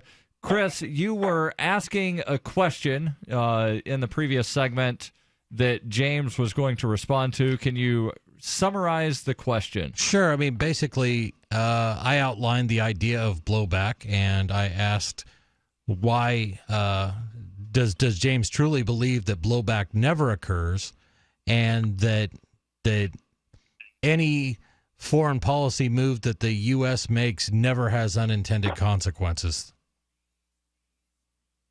Of course, I suggested neither. I would never use the word never in regards to our foreign policy not being a failure at times. Fair enough. Thank you very much, James. Wow, that got cut off. Yeah, I think James and I are just going to disagree on that. I do see, I look back through history and I see us more and more, and this is one of those things that's changed throughout my life, more and more as an occupying force around the world, and that's a harsh reality to kind of wake up and kind of get. And I don't know what good has come of it. It's one of those things that bothers me a lot. Right. There's the song from, what was it, the late 1960s, early 1970s, War, what is it good for? Absolutely nothing. Sure. But there are some people that think that it's good for all kinds of things, like the military-industrial complex winds up making millions upon billions of dollars every year. Well, and the banks that will fund both sides and will make money off of both sides, and they'll pay for both sides to ramp up in the first place, then they'll pay for the war, and then guess what? They'll pay for the reconstruction. I shouldn't say they'll pay. They'll loan money, and you will be paying their interest payments on money that they created out of nothing, out of thin air. So it's undoubtedly that. And I guess it's not that I've not always been against war, which is horrific, but I do think I'm taking a closer look at foreign policy and the things that have been the result of that. Just plain old diplomacy and dirty tricks and CIA missions to replace one regime with another. It's a stinking mess. Yeah, and the CIA has been, covertly and overtly, involved in various coups in the Middle East for the last 60 years or better. Sure, and I don't think that they were operating as a rogue agency, that they just said, look at this, we're going to do this. I think they're certainly getting their directions from certainly people within the administration, and in various administrations, and I truly believe that those people in those administrations get their advice from people outside of government, some of whom may be those same people in the military-industrial complex and in the big banks. Yeah. So it is. It's one of those things that it's hard for people who've grown up believing that you lived in the greatest, freest country in the world to stomach that, wow, maybe things aren't as good. And I don't think I'd live in a bad place to live. I don't know where else in the world I would rather live than right here where I do. Things certainly could be better in this country. We could have more freedoms than we currently do. And that's where I see myself. And that's where I think a lot of people up here in New Hampshire see themselves as, I'm going to do everything I can to make the world a better place. I'm going to start right here really locally. Yeah, and that's a good place to start. There's a lot of people that are moving to New Hampshire, some moving as part of the Free State Project, others moving as part of the Shire Society, and others just moving without saying they're part of anything. You bet. And it's all because they are seeing more freedoms here in New Hampshire. There's actually been progress at the state level on repealing bad laws. And there are a lot of reasons to move to New Hampshire. In fact, somebody made a documentary about 101 of those reasons. 101 Reasons Liberty Lives in New Hampshire. You can go watch that. It's a feature-length documentary, 101reasonsfilm.com. So here in the closing moments, Chris, let's jump into that story that we've been teasing about something that the Black Student Association at Texas Tech University posted on Twitter that apparently caused quite a stir. I'm always impressed how Darryl is able to ask me to pull up a story that I've had up on my PC for, 20 minutes, a half hour, and as soon as he calls me out on it, my browser will lock up. Well, I've got it pulled up. You are on it. Because you sent it to me. Please. The story comes from The Blaze. And the author here says, it started with a tweet by Texas Tech University's Black Student Association saying, all lives don't matter, specifically noting white lives don't matter and blue lives don't matter. This was posted just a day before last week's ambush on Dallas police officers. The tweet itself, which has since been deleted, specifically says, quote, all lives don't matter, white lives don't matter, blue lives don't matter, hashtag Black Lives Matter. In turn, the school's Young Conservatives issued a pointed response. And then they have that. This morning, one of our members sent this to us. We would like to let Texas Tech University Black Student Association know that all lives do matter and that we at the Young Conservatives stand not only with the LPD, but all first responders around the nation. But the university's student Democrats apparently did not like that, so they posted on Facebook that all those spreading false statements about the BSA should apologize. Quote, it's been brought to our attention that a statement about our friends at the Black Student Association of Texas Tech is being spread around social media. We would like to relay the message that the malicious tweet bearing the Texas Tech BSA name is not representative of the organization's mission. Texas Student Democrats would like to extend our full support to our university's Black Student Association by urging those who have spread false statements about the organization to apologize and stand in solidarity with the BSA. We must all stand united with Red Raiders, or rather as both Red Raiders and Americans during difficult times that threaten to divide our nation. We stand in solidarity with Texas Tech BSA and will continue to promote equality and acceptance alongside them. So this is exactly what I'm talking about in terms of divisiveness, and we have both sides playing, I think, right into the hands of those who seem to be pulling the strings on these puppets and trying to stir everything up. Or at least the people that are taking advantage of. Yeah. Like, I don't believe that, there's some secret group that's, telling the Black Student Association, all right, guys, what you need to do is send this tweet. Yep, and then they're telling the Republicans, here's how you respond to this tweet. No, people are doing what they're doing, and those in power are taking advantage of it. And I think people in power can certainly lay, and this is where, we kind of go back to the Ralph from New Jersey thing. Can people in power influence the national message by actions that they take? And certainly, I believe that is certainly the case. Right. So if those people happen to work with those other people, can you steer things in a certain direction? I think that that's absolutely true and possible. So it sounds to me, and maybe I've spent too much time with Conan, but it sounds to me as though you're suggesting that the person that heads up the Texas Tech Black Student Association is getting calls and emails from Barack Obama on what to post on Twitter. Not at all. I think when you have a climate and a policy, certainly coming from the White House and coming from others, that seems to not be doing a good job of uniting and seems to be dividing people into segments, then they are going to react naturally in the way that those people wish them to do. So to me, it's more of a psychological manipulation than direct orders or anything like that. But I absolutely do believe that we're getting pushed into conflict. And I mean, and maybe it's as simple as just, look over here while we're doing whatever we want over here.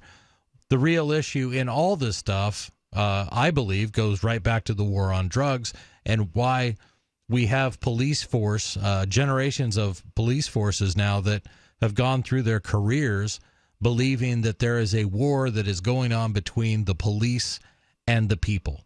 And one side's got to be the good guys and one side's got to be the bad guys. And as we progress through this, that's when we have the evolution of a police state, and that's what we've seen. Right. And if you want to know who's expecting a riot, look for those that are dressed for the riot. And I'll tell you what, it's not the 19-year-old redhead girl holding a sign that says love that wound up being assaulted by police.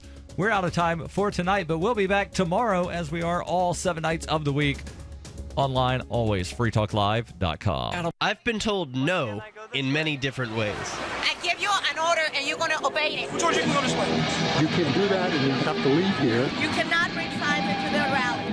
Walk with me. Well, I'm comfortable here, actually.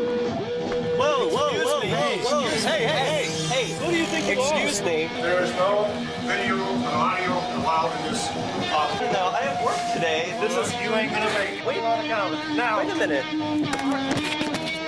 Holy crap. Whoa. Hey! Oh my God! Unbelievable!